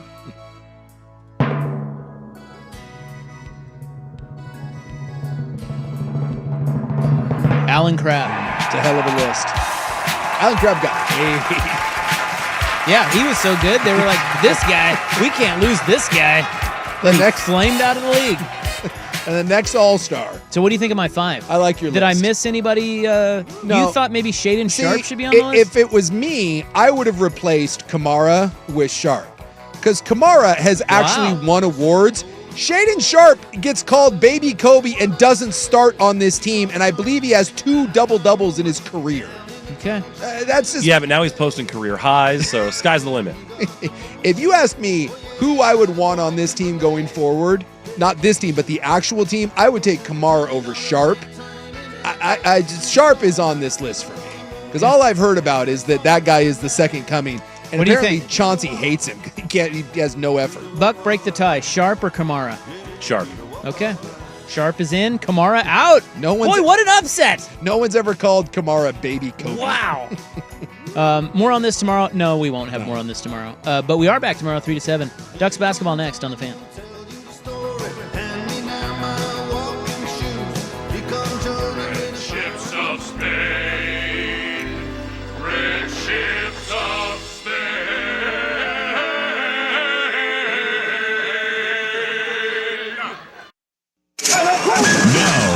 Now, from the Fan Sports Desk, a Sports Center update on 1080 The Fan. Ryan Buckley with this Sports Center update. First on The Fan, reports out of Philly that the Eagles are giving running back Saquon Barkley a 2-year contract extension worth $41.2 million, making him the highest paid running back in the league. The New York Jets releasing star receiver Devontae Adams. He was owed $38 million this upcoming season, almost all of it non-guaranteed. The Seahawks announced 4 cuts today, releasing linebackers Draymond Jones, D-tackle Roy Robertson-Harris, safety Rayshon Jenkins, and offensive lineman George Fant. Those transactions will save the team $27 million. In the association, Mavericks point guard Kyrie Irving has torn his ACL. Did that in Monday night's game against the Kings. The Mavericks currently own the 10th seed in the Western Conference, but are just 4 games ahead of the Blazers for the final play-in spot. Speaking of the Blazers, Mr. Do-Everything Toumani Camara, the Western Conference Defensive Player of the Month for his efforts on the hardwood in February. And the Oregon men back on the hardwood tonight as they host Indiana. Tip-off is at 6 o'clock with pregame coverage here on The Fan in just a matter of moments. It'll also be televised on Fox Sports 1. The Ducks are 6.5-point favorites. More sports scores and stories in 30 minutes. Ryan Buckley, the 1080 The Fan Sports Desk. Listen live or on demand on the Odyssey app, The Fan's desktop player. Tell your smart speaker to play 1080 The Fan. Live, local, and free. No subscription required. Portland's sports leader is 1080 The Fan. It's time for Who's Leading the Charge? A look under the hood at the coaches, players, and teams getting it done. Brought to you by Battery Exchange. Tom Kim, here's why they're laughing. TK celebrated before he even went in. Oh my God. Yeah, we suck. We suck. Wow. Well, as you can see, TGL is taken very seriously by the teams. What hot competition. Yeah, they suck and they're embarrassing. That was Tom Kim saying they suck and they're embarrassing. He thought he had jarred a chip. He threw his club in celebration. He did not jar the chip. I just love that we're highlighting TGL for leading the charge reports. You know who's leading the charge. It's Celine freaking Dion. Powered by Battery Exchange. Power up your summer at Battery Exchange. Mention code BXT10 at checkout for 10% off your entire purchase this month. Online at batteryexchangewiththenext.com. Bruh, you down. You need an Onaloa mix plate from